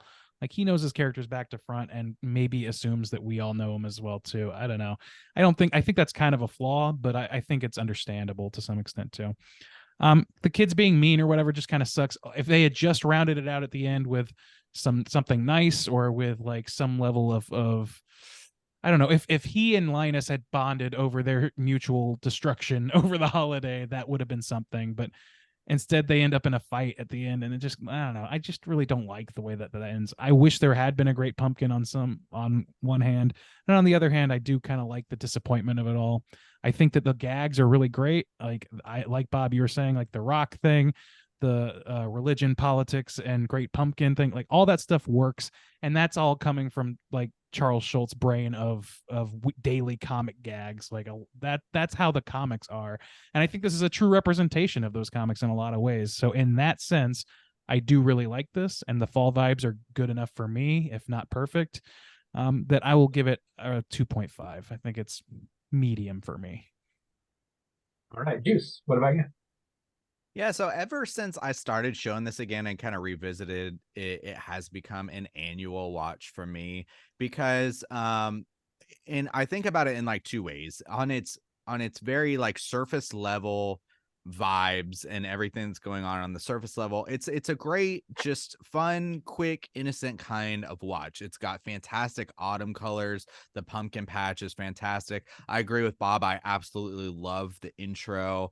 The kids like getting spooked in their costumes and running around. The music in this is fantastic. I love how the music pairs with everything, so that's a huge bonus. And again, you have all of these little autumn moments, jumping into the leaves. I love the little Halloween party, even the backgrounds. There's this one crazy scared cat decoration or whatever. Just the backgrounds of some of these animations like look great. Bobbing for apples. It's just got this really basic, innocent, nostalgic thing going on that just represents the season and the holiday very well on a very base level. I want to get into the mood of the season. On the other end too, I think I do not want a great pumpkin in this, because I think the whole idea of Peanuts and the idea of these kids kind of learning these adult lessons and not having the maturity or the mentality to put it together, but you as a viewer, especially when you're older, knowing it. And that's kind of how it works as a kid too. You watch it as a kid, you don't really think about how it's mean-spirited, and so when you watch it later, you're like, oh, it is really mean-spirited. But them learning these lessons about belief and skepticism and questioning and stuff like that, they're these kids. It's the same thing of, we don't get it in this, but of them, how they see adults. Wah, wah, wah, wah, wah. You know, their words are nothing. They're just falling on deaf ears in a way. And just these kids experiencing mature things and not processing them in a mature way, but also it being this kind of microcosm for what life is going to be later on. I really do think it's potent. I'm not trying to be like pretentious or anything. I really do think that there's some really great commentary here, using kids to kind of show a thing that like they can't put the pieces together, but hopefully you can put the piece together. But ultimately, like, humans are still humans. So I don't know. I like Rugrats it. did it better.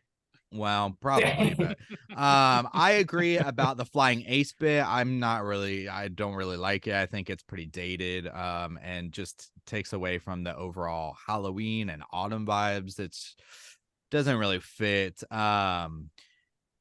Yeah, just some of the lines in here. When are you going to stop believing in something that isn't true? And then him even writing the letter of saying, like, even if you're not real, don't tell me. I don't want to know.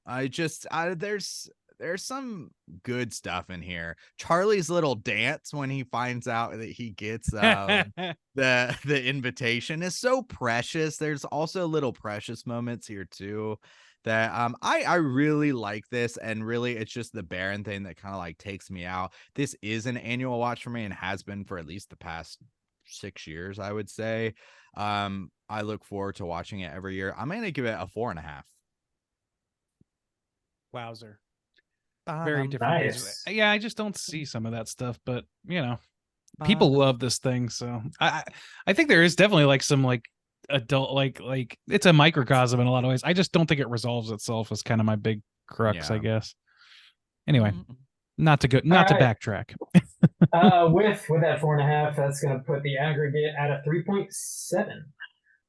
All right. Cool.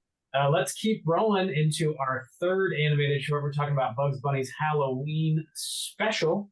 Let's kick it off. What's on the back of the box? Randeezy, go nuts. All right, you guys just went right into your synopsis, right? Yeah. The date, the Let's just do it. runtime, Mine, whatever. Yeah. I'm not a concise writer, so I'm just gonna jump right into that shit. Okay. Yeah. Here we go. It's a long one because it's a tough one to keep track of. Bugs Bunny's Halloween. Now, what I did not know when we selected these, we thought this was going to be like Witch Hazel, like shorts, like the classic shorts. It's really like a repackaged, or like horribly spliced monstrosity version of those specials, or those shorts rather. So here's how they wrote this together. We open on Daffy Duck's nephew, who's trick-or-treating and becomes terrified when Witch Hazel opens the door. Daffy insists witches and goblins aren't real and drags his nephew to confront Witch Hazel, convinced it will prove him right. Meanwhile, Bugs Bunny is also trick-or-treating and rings Witch Hazel's door dressed as a witch. She mistakes him as one of her own and invites him in for tea, but Bugs gets scared and decides to leave. Witch Hazel demands he stay for tea, but Bugs says he only drinks tea that his doctor prescribes because it has more pizzazz, of course. It cuts to a Dr. Jekyll's office, where the doctor is experimenting with his transformation formula and transforms into Mr. Hyde. Sylvester, sleeping on the sill of the office, has a nightmare of Tweety ingesting the same formula, and comic madness ensues. When he awakes, he is terrified of the harmless little Tweety bird. Bugs arrives at the office, and after much confusion surrounding Dr. Jekyll and Mr. Hyde and who's who, he walks out with the formula, thinking it to be the tea that he spoke of earlier. Back at Witch Hazel's house, he decides to drink the formula and transforms himself into a beast. Witch Hazel, unimpressed, returns him to normal and knocks him out. She prepares him as the main ingredient of her next potion. When Bugs realizes he's in literal hot water, He runs away to a nearby Gothic castle, and Witch Hazel chases him unsuccessfully. Back at Witch Hazel's house, Witch Hazel encounters Speedy Gonzales and decides to use him as her exact double so she can go to Hawaii and relax. She tricks Speedy into ingesting a potion that physically changes him into her and then fucks off to a tropical island. Daffy Duck then arrives, intending to apologize for what he believes to be a lonely old woman for his nephew's crassness. Speedy gives him tea, which transforms him into a weird mutant creature. Witch Hazel returns in time to change both Speedy and Daffy back to their original forms, and they bolt out of her home. After an indeterminate amount of time, Bugs arrives again at Witch Hazel's house and taunts her magical feats as being lame. Hazel then transforms her home into a hotel where Porky Pig and his cat Sylvester, who does not talk anymore, stops in for the night. Sylvester continually sees scary sights that Porky never notices, and eventually he runs away screaming. And I guess Porky does too. We don't know. Bugs and Hazel continue to taunt one another, and Bugs offers Hazel some of his transformation formula. She turns into a vampire who stalks Bugs as he explores Hazel's spooky home. Bugs reads a magic book for laughs and accidentally uncovers magic words that transforms Hazel back and forth between a bat and a vampire with painful results. Eventually, Bugs transforms her into normal. She gives chase, but Bugs comes across an emergency magic powder supply, and he flings it at her, and it turns her into, wouldn't you guess, a sexy bunny rabbit who Bugs goes off to bang. Finish. Hell, I gotta say something about that. I gotta say, since we're on Okay. that topic of the ending, so this is composed of this is cut together from 9 different Looney Tunes horror shorts or whatever, that are all about 6 to 7 minutes, and that ending of her, I think that one is from Bewitched Bunny. I'm not 100% sure. It could be Broomstick Bunny as well, one of those, but they changed it. So in this one, at the end, he says something like, who wants to be alone on Halloween? Ha ha ha, or whatever. In the original one, he says something, he looks at the camera and he goes, what, aren't all women witches on the inside anyways, or something? And I was like, Damn. what the fuck? Holy shit! God Damn. Looney Tunes, man. There was- Savage.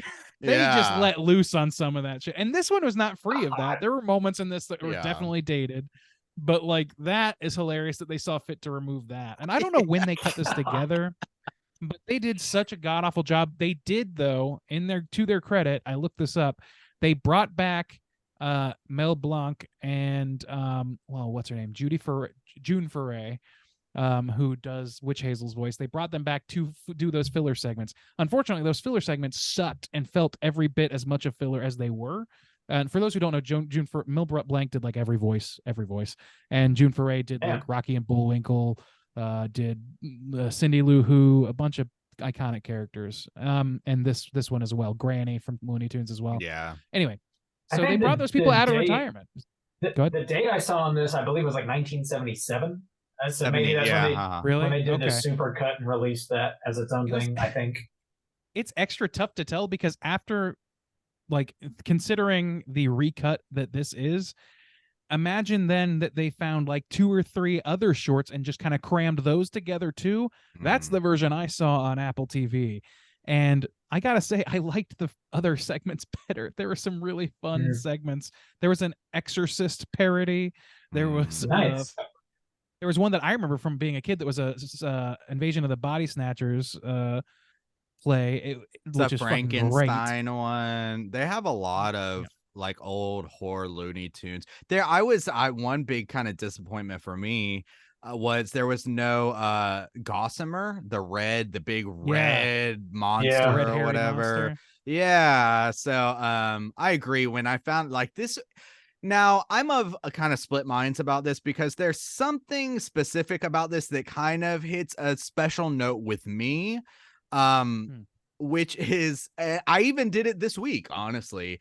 So what I did this week was I watched Over the Garden Wall, and there's this extra bonus episode that was actually like a test pilot kind of thing. Pilot. Yeah, and I like worked it into the main show because like I kind of wanted it all to kind of like be together. And that's something I've done for a lot. I mean, making like downloading demos of bands and putting them in mixed CDs of albums with like album tracks to trying to make like this super album or this flow. That's just something I really like to do. And not even just with music, like I said, Over the Garden Wall. And, you know, sometimes I'll think about, even when we're talking about like the Halloween trilogy, Dave and Gordon Graham, like, could we cut this and put this over here and like make this Frankenstein thing? From an exercise standpoint, I wrote like, oh, it feels kind of like a mixed CD where it's like this collection of things that don't flow together, different genres, different singers, different sounds, but it's like a collection of things that you like. And in that way, it's interesting as an exercise. It's not greatly done because that's always going to be choppy and how these stories flow together, but for piecing these stories together, for the most part, they did a pretty solid, interesting job. So it hits me in that kind of way. I See, didn't don't have that know interest. when I watched this. I did not know that it was like a supercut, basically, of other like episodes until you guys said that. Oh, But when okay. I put it on, I did remember these like moments happening, and I felt like, in my memory, there was like a lot more to that story. I guess I was wrong. Like I don't know. I just thought my memory was fucked up or whatever. But when you guys said like, no, it's like a Frankenstein episode, I was like, that makes perfect sense. Because that Jekyll and Hyde short, I remember seeing that as a kid and I loved it. I just thought there was so much more to it. I couldn't believe when it ended. I was like, oh, that's it. Wow. In my memory, there was so much more. Dude, yeah, I really hate the recut, and like it's fine as an exercise, whatever. Thing is, this is packaged. They brought back character actors. They animated new segments that look like shit, Roughly. and like Those the animation added, style, ooh. the even the voices to some extent, they all like are very discordant with each other. They're clearly from different animation eras of the Looney Tunes dynasty and all that stuff. So like it just doesn't fit well together. And here's the other thing is like, if you're going to do that, you do it to you want it to make sense. And this doesn't. Like there's things all of a sudden, and at a certain point in this, Bugs is just wearing an umpire's uniform. Whatever gag set that off is not present. It's fucking nonsense. And it's very frustrating because I want to see the gags. If you're going to cut anything, don't cut the gags. Like, yeah, make those at least stand up. And there's just like a lot of that. And even when they do a gag, it's like the thing with the bunny, for better or for worse, like some of them are just like they seem to give new punchlines to make it somewhat make a little bit more sense, but they don't do either. They really don't make that much more sense, and they're definitely less funny. So it loses on multiple fronts. It's just like it was a huge disappointment because I was most looking forward to this one. This is like Looney Tunes. I grew up with that shit so hard. I watched it all the time. I think a lot of people did, obviously. Like in our era, like that's all that Cartoon Network was for like 5 years was Looney Tunes and Hanna-Barbera. So like I don't know. This was a disappointment. I just want to go back and watch the shorts, and I'm going to. I just didn't get a chance to before this show. And Juice, you did get to watch a couple of the full shorts, didn't you? I did. So it's 9 of them, and I probably watched maybe 6, I think, of them. Now, I will say I was going to comment on that. So it was interesting going back again. We're revisiting things from our childhood in a way and looking at them through new eyes. I was like, man, some of these jokes are going over my head, very referential. You need to read a lot of the times to get some of these jokes in the original shorts. I'm starting to blur the Halloween special with the originals, so it's kind of hard. But the one I will say that was fucking cracking me up, that was just so good, was the Porky Pig one. I think it's called Scaredy Cat, with him and Sylvester and the rats or whatever. And man, that had some of the best shit in there. So if you're gonna check out one of them, like that one, and the Dracula one was pretty good. That one's called Transylvania 5000. Which So, is yeah. interestingly that's a joke name. It's like a pun, and they used the same pun for a Jeff Goldblum horror comedy a few years later. Oh, I don't. What is the pun? Like, what is it? Pennsylvania 65000, I think, was like a number exchange, like a phone number exchange, something like that. It's Oh. something like older technology that we're not privy to Okay. as young people. Maybe Hugh Janus will give us a call and tell us what it was all You about. Let us know. Tell us that joke. But yeah, I the shorts are much better. I was kind of disappointed too, but even going back and watching some of the shorts, I was like, wow, like some of these jokes are very either dated or I just don't get what the fucking reference is because it's probably like linked into with the time. But when you're a kid, it's all just about, the gags, like the physical, people running off a cliff and not Mhm. The falling. anvil drop. Yeah, the anvil Some of those drops Mel and Blanc stuff, yeah. performances of like when he like scream. I remember Gossamer short where it ends with Bugs saying like, look, there's people watching you right now. And he points at the camera and Gossamer goes, oh, people. Yeah. That read is so fucking funny. And he just runs away screaming. Yeah, It's so great. And like they cut out so much of that, it feels like in this. they did. Like, I don't Yeah, know. there was no Gossamer at all, which is It feels bit weird of to a even bummer. rate this because it's like Yeah. a fan edit. It doesn't feel like it deserves the shorts that were cut up to make this are the parts are so much greater than the sum here. Mhm. The just Tweety feels Bird very one weird. too. I love the visuals. So talking about like what Yeah. is in this, the Tweety Bird Jekyll, Mhm. it's really fucking cool. That's a good Mhm. short one too. And the thing is, I mean, this whole short, the cut up short is somewhere around like 23 to 25 minutes. And I feel like they shouldn't have done it this way because they're doing a mix of the witch and the Dracula and the Dr. Jekyll and Mr. Hyde type thing where like you could have either picked, so the shorts themselves are about 6 to 7 minutes, the full cartoon. You should have done Simpson style. I know Simpsons, but like Anthology. this when they did it. Yeah, Yeah. either pick one witch, one Dracula, one Gossamer, one Jekyll, and like have maybe a little wraparound, or Exactly. 3 witches, 3 witch cartoon, because they Yeah. do pull from, there is a lot of these have the same name. So there's one that's called a witch's tangled hair, bewitched bunny, and broomstick bunny. You could do a whole witch Exactly. one and then do a whole Gossamer one. And or clearly there was a whatever, yeah. Daffy Duck with Witch Hazel one. There's a Speedy Gonzales, but was, like yeah. the thing is like the stock they're using is great. All they have to do is put wraparounds and package it and it's Yeah. done. Yeah. Instead they went, I don't know if it was more or less ambitious or what, but like it's got to be hard to like retrofit these things together. It looks And like I rough. was looking at it like here's an inconsistency for you. Here's the cinema sin ding. Here we go. Daffy Duck's nephew never fucking shows up ever again. Never appears ever again. He shows up for like one scene. He gets scared while wearing this costume, and then we see Donald Duck. I'm sorry. Then we see Bugs Bunny wearing the exact same costume, which is like I don't know what the costume's supposed to be. Even it's just random shit. It's like another. And he's wearing witch, the same I thing. It guess, yeah. seems like they had intended to like insert him into that role and use some of that walking and scare footage, and they just decided not to in the last minute or something. And what are they dressed as? Why are they dressed the same? Why does he never show up again? Why do this? Why do this? Like, Yeah. I don't know. I couldn't explain it. Maybe they just had to sell a DVD or two. I don't know. that's Well, exactly in what it is. too. 1978. Yeah.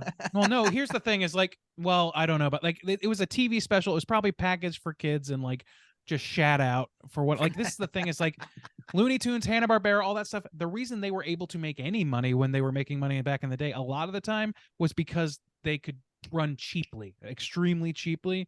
And that carried on as the company started to like not do so. Like WB was not doing well in like the early 90s when they made the repackage that I watched that included a bunch of extra shit that was also kind of poorly spliced together. This is repackaging is just what they did, especially when the home video market came out and cable came out. That's how they were like surviving. And then Space Jam happened and everything kind of changed for Looney Tunes. It became a cultural icon in a way that it hadn't been in a long time. This is my understanding. I'm sure if Warren, our buddy Warren, was here, he could probably set me straight on a few of these facts, but this is how I remember it happening. And I don't know, it's just give me good golden era Looney Tunes as it was, or something new. Like again, there was that, what is it? I have it written down. There, one of the ones that was not included in the Halloween special was Invasion of the Bunny Snatchers, which was made in like the late 80s, early 90s, and it has a different sort of animation style. It kind of plays with the format a little bit. I don't know, it's great. It's a lot of fun, and I remember watching it as a kid and loving it too. You can do things with these characters. If you're going to make it new, make it new. If you're going to repackage the old ones, just repackage the old ones and put a wrap around if you want to. This is an abomination to me. Yeah. I think this does like deliver a little bit on the Halloween vibes, at least. Like there's you got the I like the witch. intro. Yeah, the intro. You've got specifically towards the end in the haunted house, you get a lot of like, eyes in the walls and the giant like spider, and there's like a witch's brew. That there's one point there's like this ghostly sheet flapping around in the wind, and there's like a theremin kind of music that comes in behind it. It's pretty effective. So at least they deliver on that end of it, even if it is overall pretty chopped up and doesn't flow very well. The Jekyll and Hyde reference is great. Definitely a fan of that.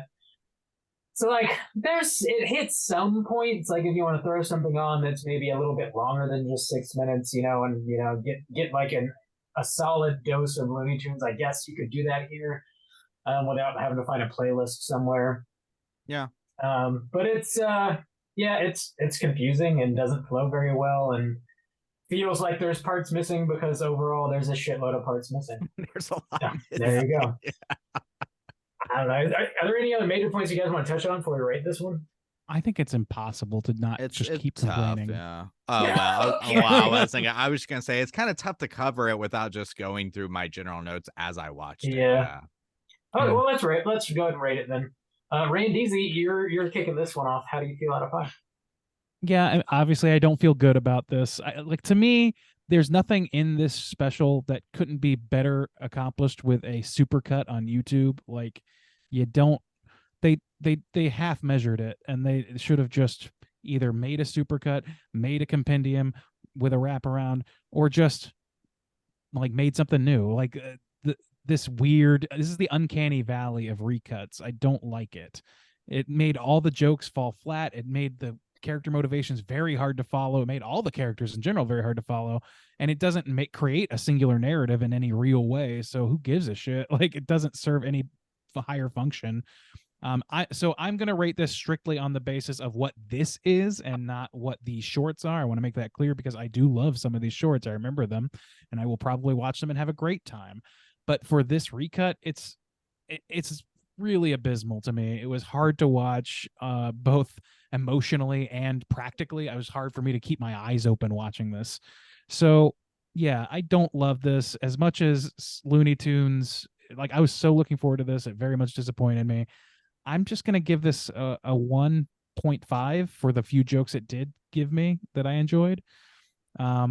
Yeah, this was just hard. This was a hard lesson to learn. This is why you pre-screen people. Yeah. I'll slide in here real quick. Bob, out of 5. Bugs Bunny Halloween special. I don't think I'm quite as salty about this as Randy is, but it is. When I was watching it, like, other than it just feeling like parts were missing, I did think, like, man, this is not super funny. I'm not really laughing a whole lot. So I was just kind of like in it for the spooky, like, aesthetics and vibes, and it ended, and I was like, huh, that was better in my memory, I guess. Like, it makes sense, like, why that is. The inclusion of the witch and like all the other spooky shit I already mentioned is like cool, but I definitely want to watch like the full segments now. I don't know that I'd super recommend it. Like, just watch the full segments. I mean, you gotta be able to find a playlist somewhere that fairly easily. And one thing that we didn't mention is like Speedy Gonzalez character just doesn't really age very well. It's not a great vibe. Yeah, I don't want to speak out of turn here, but I have heard the argument from people in Latin America that it was kind of a boon of representation of some kind, but obviously better representation exists. So yeah, I don't know what to make of that statement, and I certainly don't want to misrepresent it. So if anybody has the feeling, anybody from Latin America or anything that has a fondness for Speedy Gonzalez, I would love to hear the rationalization so that I don't sound like such a piece of shit. Yeah. it was a bit cringy to me, anyways. So Yeah. yeah, and It's a little yeah. could have been done better. So yeah, I'm gonna come in with a 2 even on this one myself. Juice, what about you? Yeah, I'm gonna be kind of in line with that. What I think is this one is with the other ones, it's ones you grew up with as a kid, and then coming back to them as an adult, you see it in a new kind of way, in a new kind of light. One of the thing that is about this one specifically is I think that this would still work okay with kids. I think kids could like adapt to these Yeah. things better. And so this one does not age as well in the adult eyes, but I still think that this would probably be in a time, especially considering when this came out, 1978. There's no YouTube playlist, there's no VHS, there's no way. I mean, you're kind of putting essentially what is over an hour's worth of material into a TV special so kids can watch a kind of spooky good time. Then it's not the worst thing in the world. It's not great, especially now by our standards and the options that we have for, I can just like, hey, watch all these 9 shorts or whatever. But for the time, I can give it a little bit of a pass. Like I said, to me, it is interesting as an exercise of putting these things together. And in some ways, I think they did a decent job. Sometimes it's terrible, but like the transitions between some of the Dr. Jekyll ones, I thought like, oh, that's kind of clever, especially after I watched the shorts themselves, like where they came from. Some of the best stuff for me, and still like the best short, is the Porky Pig one, the spider shadow, the mice as ghosts running. Just the animations of those are fucking fantastic. The Dracula stuff, they cut out some of the better stuff, but I like that one too. The fucking ending, one of the most interesting things to watch this as an adult, the shorts and this, is just some of the jokes are just what was, funny for the time and stuff. And you're like, whoa, like I said before, it like cracks me up in how ridiculous it is of like, aren't all women witches on the inside? Yeah. Like, Jesus Christ. There was one homogenous man that comprised the entire office at that time. Or the fact that, Bugs is just going to go plow this sexy bunny or whatever. It's like funny in a ridiculous way. Some of the animations are very beautiful. It's got, like Bob said, it's got good spooky vibes. And so, I think I'm going to echo Bob on this one. It is a bit of a monstrosity, but that's kind of appropriate in a way too. So I'll say a 2 out of 5. Disappointing for sure, but I would recommend checking out something to try. I really, if anything, I haven't visited Looney Tunes in a long time, and at least sparked the interest to me to be like, I need to go watch some damn Gossamer shorts and like some of the more like the Frankenstein ones. That's where my takeaway too is like if you're listening to this and you didn't watch this, good for you, but please go watch the originals because they are really fucking worth it. They're pretty available. Yeah, so go check that shit out. I don't know, like the idea that it's okay because kids can get over it. I don't know, man. Kids watch computer generated footage of Elsa and Spider-Man having babies on YouTube all day long. So, well, who doesn't? Same. Okay. All right. Cool. With that, that's going to put our aggregate at a 1.8 for Bugs Bunny's Halloween. I got a fucking rock. Gentlemen, let's talk about what we've been watching this past week. All right, we can do that. Hey gang, what you been watching? Or should I say weeks? Honestly, we can't build up anymore. It's spooky season. We're watching a ton of shit. You gotta release. It's time to blow. Randeezy, kick us off. What you been watching? Well, unfortunately, my blow and my release is curtailed by an abundance of shit going on in my life. Work is going crazy. You're busy. Other things. I'm a busy boy. I'm a little busy beaver building my dam. And sexy. But I did manage to. This has been over a few weeks. I did manage to see quite a few things that I'm interested to talk about. I mentioned Inscryption, the sort of like card horror game that I've been playing. I finished that. It's really fucking fun, man. I think it's kind of a short game. I think that all things told, it was like maybe 20 hours of gameplay, maybe a little less. You could go further with it. And the card game itself is real fun. The story is cool. And like it switches it up enough to keep it really interesting. I recommend that game. I think it's got a little bit of a cult following going, and I would echo that. I did catch VHS 85. I admit, quite inebriated while watching it, and I had a fabulous time watching that film. There was a number of segments that had me either cackling or like pretty like, oh shit, oh shit, like saying things out loud to nobody. It was great. I don't know if it'll hold up totally on a sober viewing, but that's not for this year to decide. Next, I watched Kane Pixels, who is the like teenager who popularized the best known version of the Backrooms on YouTube, that series.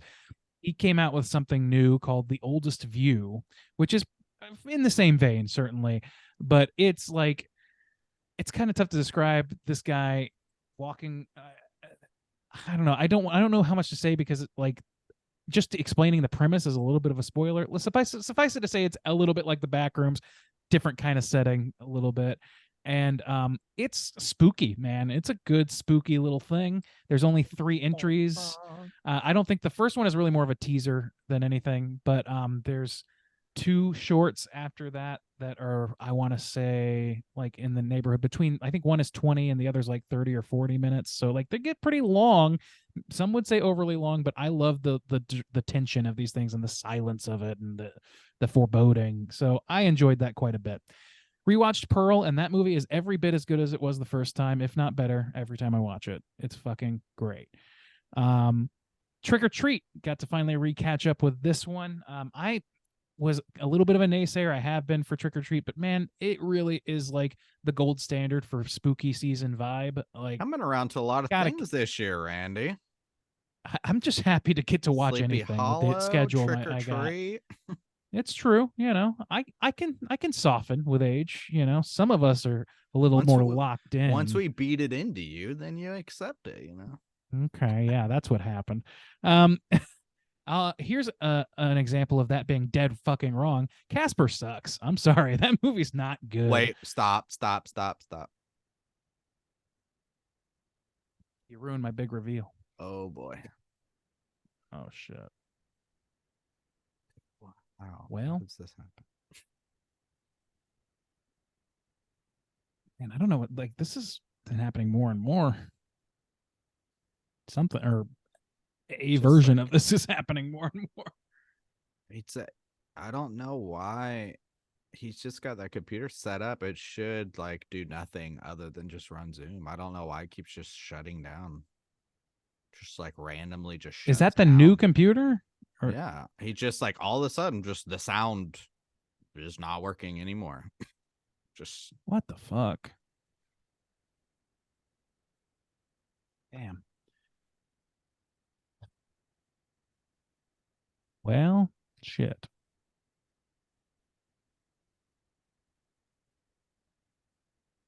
Hello? Can you hear? I can't hear you. We can't hear you. Some audio settings have changed.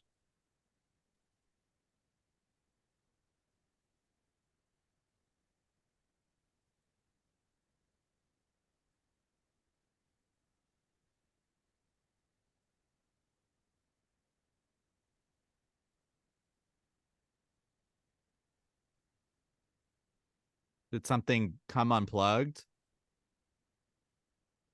I don't know if he can hear us right now. He might not be able to hear us. I thought he could, but doesn't seem like he can. Yeah.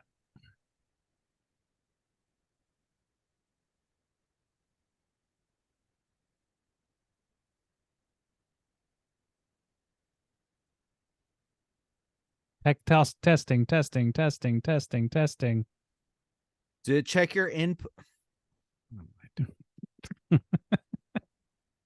I don't know where his phone. Hopefully he's got.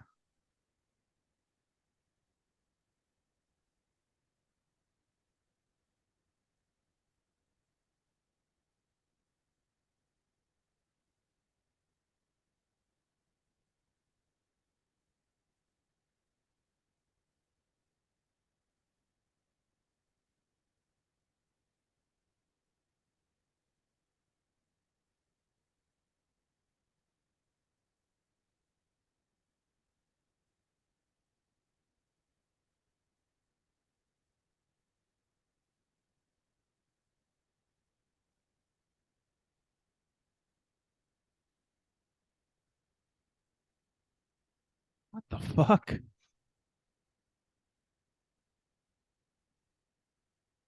Oh, That sucks.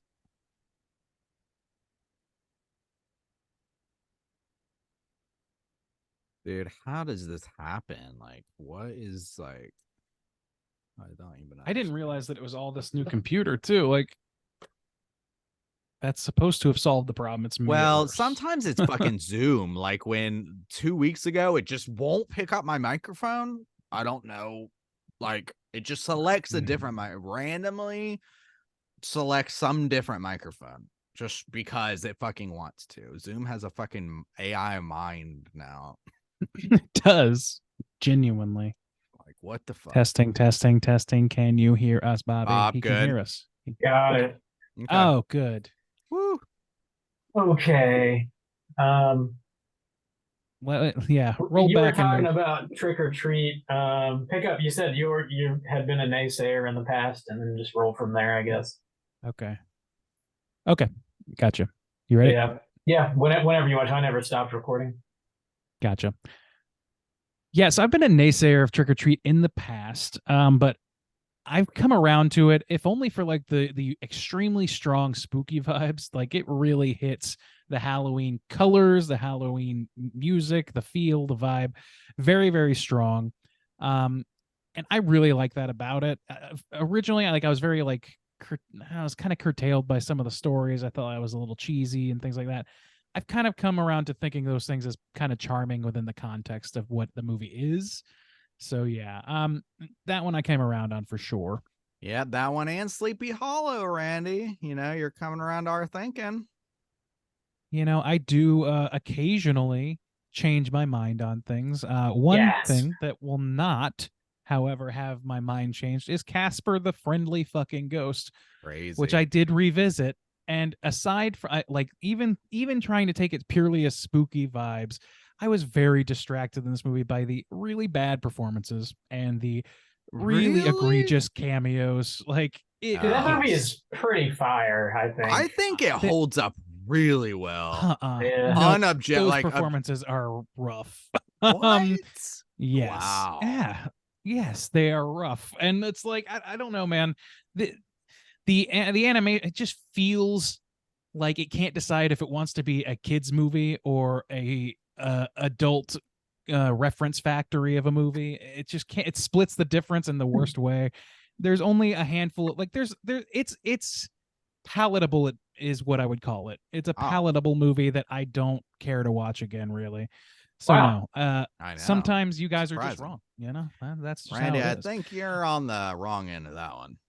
Oh, 2 I versus think- 1. I think time has proven otherwise. 2 versus. Oh yeah, the only 3 people on Earth have made their votes. Two known. boys, one opinion. Yeah, I'm sure there's a lot of people that love that movie. I know you guys are some of them, and power to you. Enjoy it. Not for me. Don't love it. I love the castle, though. The castle looks great. I'll give you that. Hell yeah. Uh, That NSYNC music video too. Oh yeah. Did they do all that right. in Whipstaff Manor? Yeah, I don't know if it's the exact same set, but it looks identical to Oh, me. okay. I didn't realize. You that. mean the Backstreet Boys video? Backstreet? Is it Backstreet? Backstreet's back. They're all the back. same. Come on, NSYNC's Bob. famous song "Backstreet's Yeah. Back." But yeah, so moving on, we had a guest in town, our cousin who is heading towards college, so we were doing college tours with her, and she wanted to watch some scary movies, so we watched Psycho to start, getting a little early education in there about the horror film world. And man, Nice. I love that movie so much. It really like it holds up so well. The psychology of what's going on, that aside from that like expository spiel at the end, it's just kind of perfect. Then we also watched 10 Cloverfield Lane for something a little more modern that she was a little somewhat familiar with. Some great John Goodman, of course. So Mary Elizabeth Winstead. Like I love that movie. Again, right up until the last 10 minutes or so. Yeah. Which, you know, they don't completely lose me by any means, but those endings are a little much. We also finally got a cold enough day to indulge in our Over the Garden Wall annual watch with some fresh eyes with us. It was, as always, just so great. I love that show so much. Go read the sprawling compendium of musical references I wrote on our website. I only write articles of things I'm interested in and I can't shut the fuck up about, and I need a place to put them.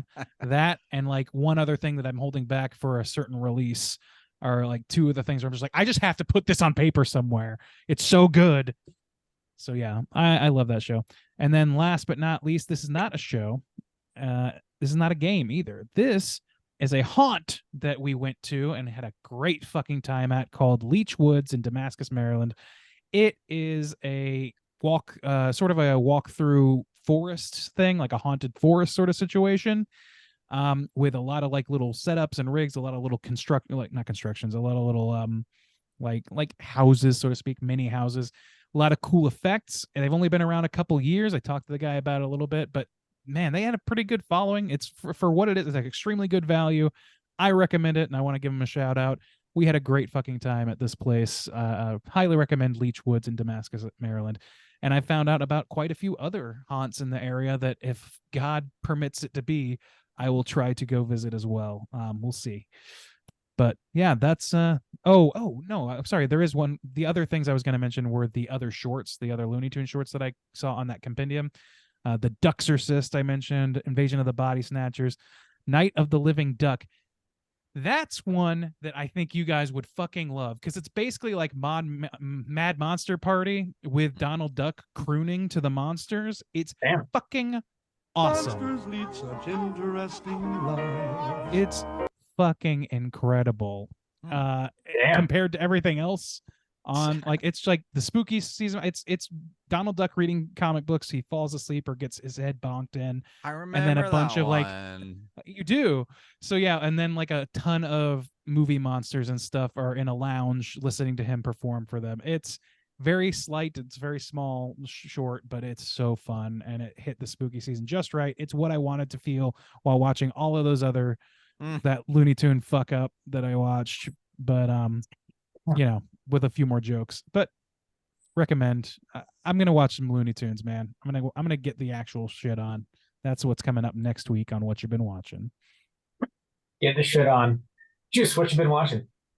Ooh, I try to burn through them. Ghostbusters. Hadn't revisited that in a while. Talking about some characters that haven't necessarily aged particularly well. Fucking Ray, goddamn.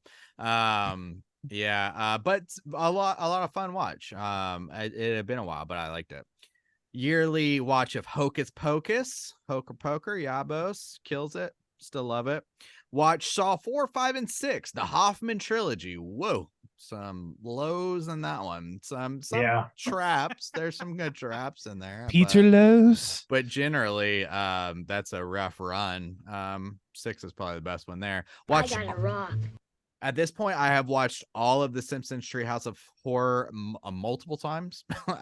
So not all of them multiple times, but yeah, a decent amount of them multiple times. So yeah, there's some later really good ones, and then there's some really, really, really bad ones. I watched a Mickey Mouse Halloween Spooktacular. That's from the same show as that I mentioned, The Wonderful Autumn of Mickey Mouse. That's really fun too. It's an anthology. Really great. Love that style. Toy Story of Terror. It's on Disney Plus. It's okay. It's all the original squad and everything like that. It's got some spooky vibes. I feel like they could have leaned more into it, but they set it up in a particular way that's, I think, works okay. Casper. I legit, every time I watch that, I think objectively this holds up really well from the animation standpoint, from the performances, from like what's going on. I think it really does hold up. It's got great spooky vibes, autumn vibes. They're in Maine. Yeah, I think that one holds up really well. I also watched VHS 85, was sober, did not nearly like it as much as Randy. I thought they went way too heavy on the fucking VHS effects on that one. Half the time, like, can't even fucking watch what the fuck is going on. Jesus Christ. The wraparound on that one though was cool. I did like the wraparound, and some of the segments I did like. But overall, that's I like on that the Mexico City one, man. That's on the that's on the lower. that's on the lower end of the VHSs I for like me that. so far. I watched Hubie Halloween. I didn't get a chance to watch that one. Okay, some weird choices in that. It's got some good Great. vibes. It's got some good vibes, but some choices were made that aren't good choices. I did watch Over the Garden Wall with the special Tomb of the Unknown, tome or whatever of the unknown thrown in. I put it right after the potatoes and molasses episode. And that worked really well for me. I think that it's a good Old flow. John Crops. Yeah, dude. Yeah. Over the Garden Wall. Oh, it's magic. It's like pure fucking autumn magic. It's I so could good. be wrong, but I think a little bit of trivia is that the guy who voices John Crops, Mhm. I think, is oh shit, what's his name? That that music video, the zombie. Oh you know what I'm yeah. Okay, CW Stone Stonewall. King. I think it's Stone. Yeah. yes, CW Stone King. I think that's him. Oh. Yeah. I might double check that to be sure, but I'm pretty sure that's the guy.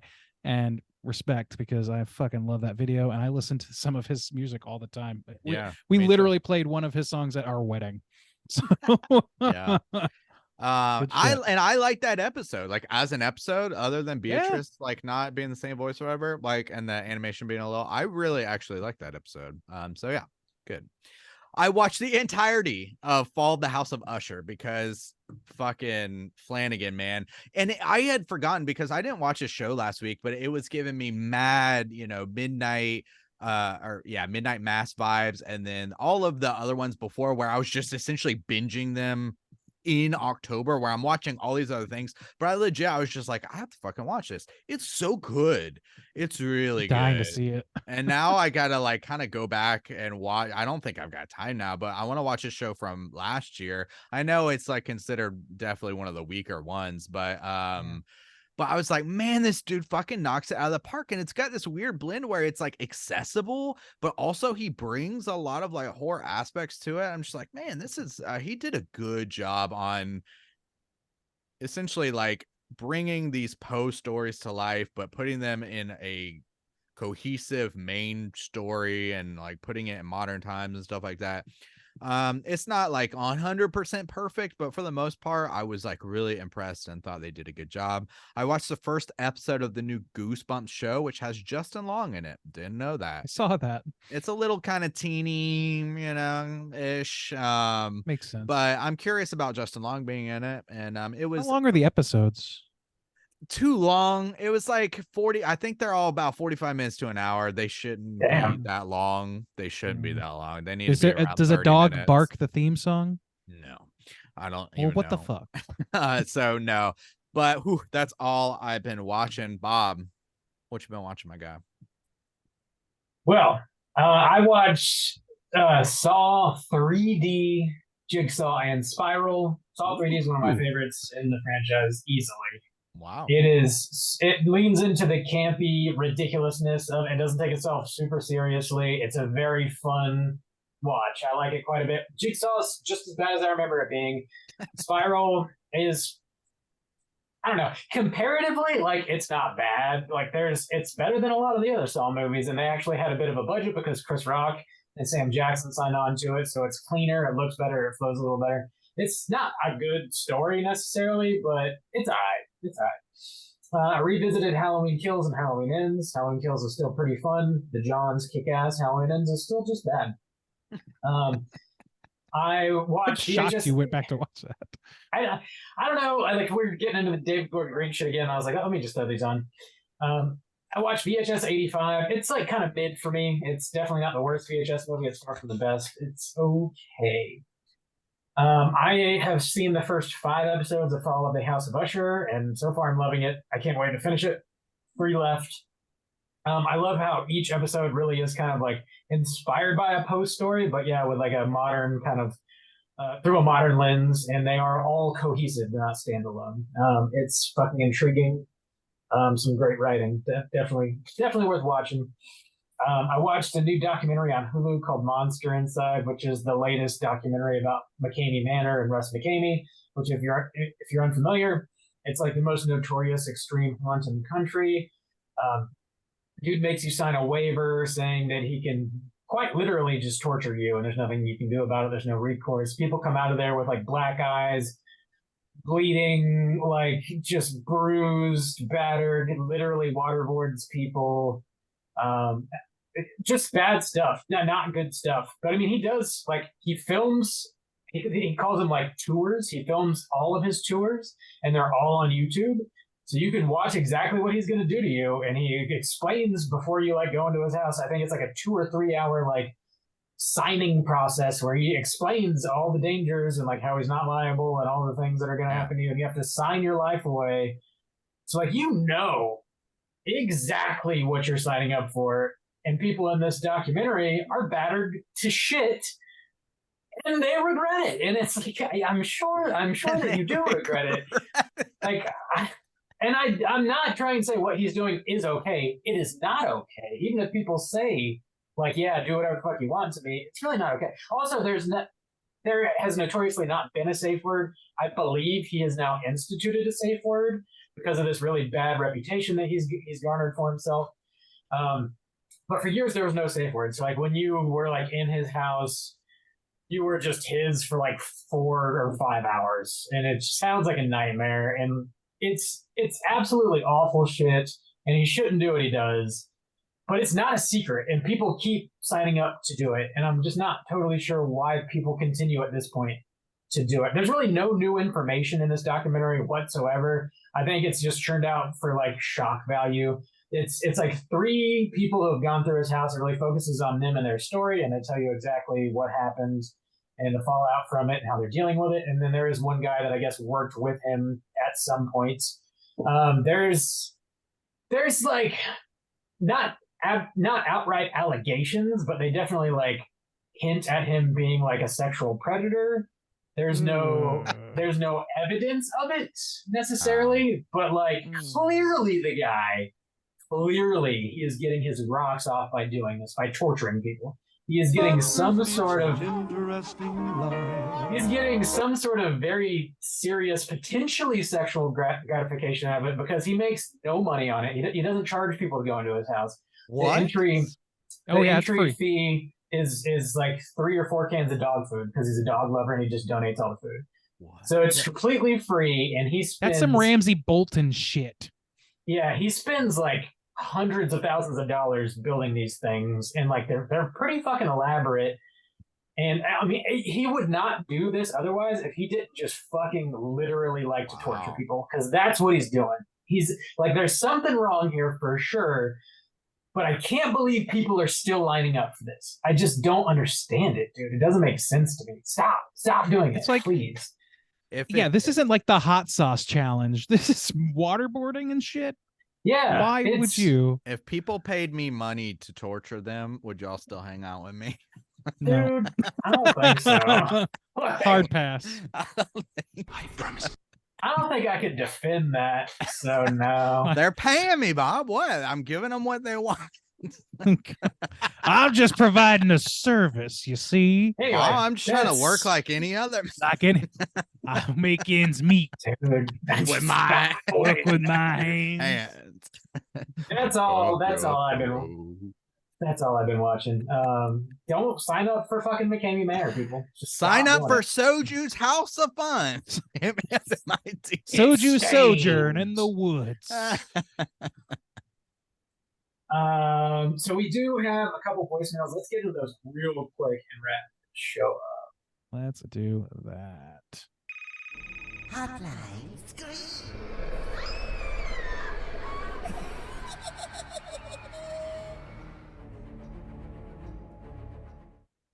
If you are listening, would like to call and leave a voicemail to be featured on next week's show, hit us up at 904-638-3231. 2 voicemails this week. First up, we're going to hear from our boy Chris. Let's hear what he's got to say. Hi guys, my name is Sarah. I've been listening. Nope, that was mislabeled. Whoops. Hey, Straight Chillin' crew, this is Chris in Louisiana, otherwise known as Supreme Leader Vladimir Putin. So I'm listening to the Exorcist Believer episode. I haven't watched Exorcist Believer. I have no intention of watching Exorcist Believer. So I just listened to the episode, spoilers and all. Anyways, the prompt at the end about the Halloween specials, I was elated. to hear you guys talk about the Halloweeny special from the Adventures of Pete and Pete. And there's not very many people that still talk about Adventures of Pete and Pete. I was lucky enough to have a roommate in my 20s. One of our favorite things to do, just out of the blue every once in a while in a drunken rampage, was just bellow out, "Hey, Shumbei, does your dog bite? Hey, Shumbei." It was the greatest. And that show was really great, too. And I think it's kind of weird because I've looked for it to try and find it. And I think you can buy it like on Amazon Prime or something, but streaming free, it's pretty hard to find. And a while ago, also, I remember they were advertising on Nickelodeon like 2 or 3 years ago that they were going to do a marathon. And then I tried DVRing it. Like there wasn't, I think it was like 2 episodes that they aired or something. It's like some goddamn marathon. But anyways, yeah, great Halloween episode. It's probably one of my favorite Halloween episodes of any kind of show. Roseanne's good also. But anyways, that's all I wanted to talk about was just Adventures of Pete and Pete. Can't ever grow tired of talking about Adventures of Pete and Pete. It's one of the, I would say, arguably the best Nickelodeon live action show of all time. Maybe that's bold, maybe it's not. Anyways, all right. Thanks, guys. I'll talk to you later. Bye. Love a fellow Halloweeny. Love I just it. Dude, I said a predator Jim Bear. That show's wild. Yeah, people who didn't grow up with that, I wonder what they would think. It's hard to about describe to it. people It's a who don't weird know it. show. It's really weird, yeah. Yeah. The kid has a tattoo. Dude. A child. Okay. It's of a woman. It's a pinup. It's true. Petunia. Damn, dude. And he's got an imaginary. Well, let's not get into Not imaginary. No. A strong man. An endless mic. He never ends. He goes on forever and ever. Shit's wild. Yeah, thanks for calling in and chiming in on Pete and Pete, man. It's fucking great. Check it out. It's if you haven't, especially the Halloween episodes, awesome. I'll try and look for a link. It Maybe I fucking can find Iggy Pop's something. in that thing. Like Iggy for Christ's Pop. sake. Yeah. It's crazy. Yeah. Like that show is fucking incredible on so many levels. It should never like got by such no account should it have 90s. ever reached anybody. Yeah. It's got Like, such I would say- random 90s vibes, like the randomness of the Yeah. 90s. That encapsulates it so well. It's just like something cool snuck by. It's really awesome. Like that like Craig of the Creek is kind of the modern equivalent as far as I'm concerned, and they just ended that. But and it's not an equivalent in any other way other than it's like something really awesome that kind of snuck through and became a national show, syndicated show. Anyway, love Pete and Pete, love Halloweenies, love Endless Mike. Fuck yeah. Cool. Thanks for calling, Chris. Next up, we are going to hear from Sarah. See what she has to say. Hi guys, my name is Sarah. I've been listening to the show for about a year or a little bit over a year. Actually based off of the librarian's suggestion. They've recommended so many fucked up horror books in our book club. And so I decided to give the show a shot because I end up loving the books that she recommends. So I just wanted to say thank you for all of your hard work and the good quality content you guys put out. You've really expanded my horizons as a horror nerd with all the films that I've watched based off of your suggestions. And the same thing with other podcasts like Cut Above and Plug It Up. So I'm really grateful for that. Recently I watched the first Scream movie for the first time, and it was really good. I enjoyed it. The soundtrack was fire. There was a bunch of horror movie references in the movie, and it felt very self-aware as a scary movie.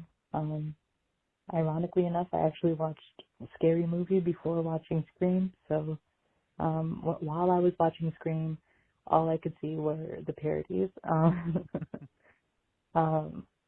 So for fall or spooky season in general, I've been trying to watch a lot of like horror movies based off of it.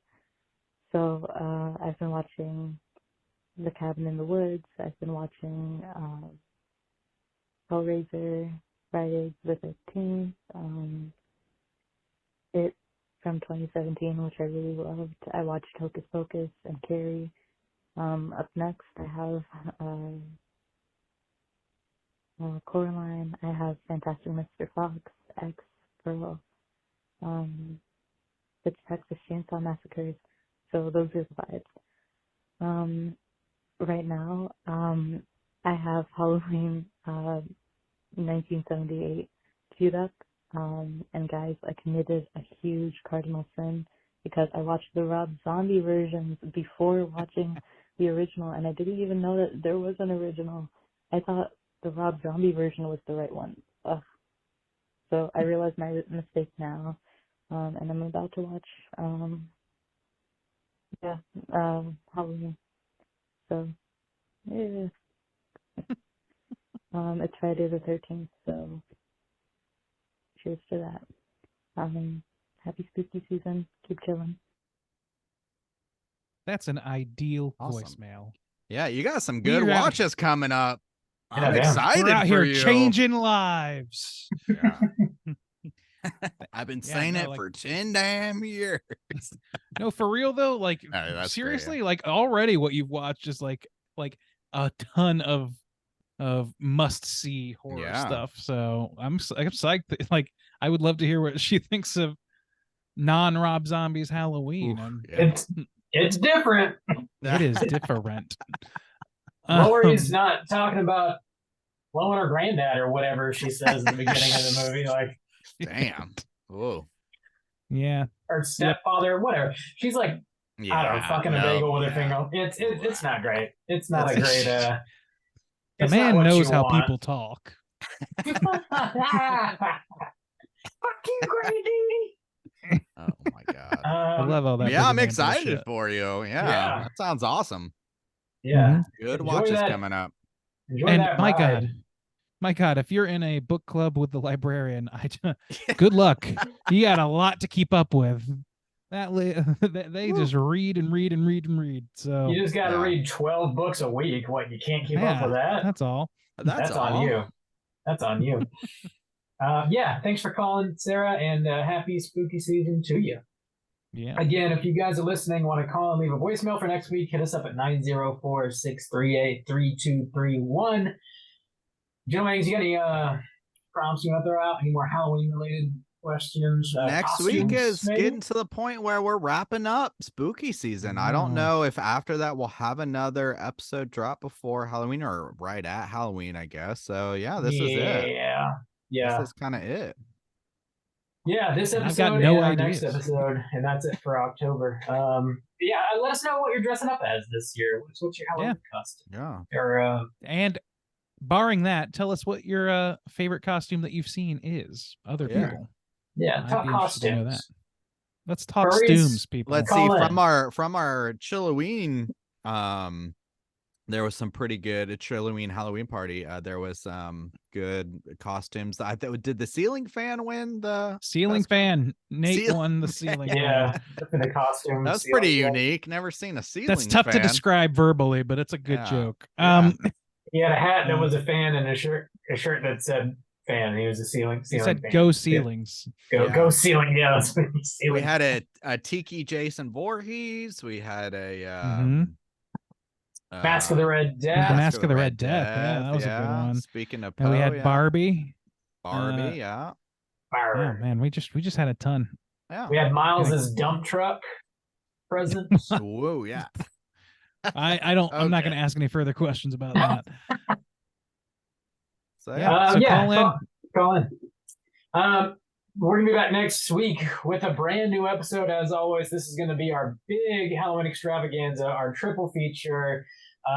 Juice, this was you actually won this triple feature this month. Do you remember what 3 movies we're talking about? Yeah, we're gonna do a Tim Burton special. We're gonna start with Sleepy Hollow, so doubling down on the Sleepy Hollows.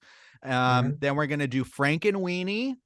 So strong Halloween vibes, but then we're gonna move us into Christmas. So we're going Edward Scissorhands to wrap us up, and head into the Christmas season. Hell yeah! Premature Christmas prep. Wow. So, Dude, I went into a fucking Dollar Tree this week, and they had no. a wall of Christmas shit. It's everywhere. My ass was Michael's, salty. Lowe's, Home Depots, everybody's rolled their Christmas shit out already. It's nuts. Take it back. Money, money, money, boys. Yeah, I know. Yeah. Speaking of it's which, not a sign it's up not a- for our Patreon. No. Yeah. Now, It's not a completely pure and uncapitalized product like Halloween, you know. Nobody makes it. Oh, yeah. So, slam your eyeballs into all three of those Tim Burton movies, Sleepy Hollow, Frank and Weenie, and Edward Scissorhands. Get ready for next week's show. Ed Wood Scissorhands. Ed Wood Scissorhands. This is my boy Scissormang. Scissor Me Mang. You can find us on all the social medias. Just search Straight Chilling Podcast. We'll pop right up. If you want to join us on our Slack channel conversations, hit us up on one of those social media outlets and I'll send you a link so you can join in on the daily conversations. And that's going to do it for us this week at Straight Chilling. Until next time, as always, all you mother truckers, please keep chilling. Monsters lead such interesting lives.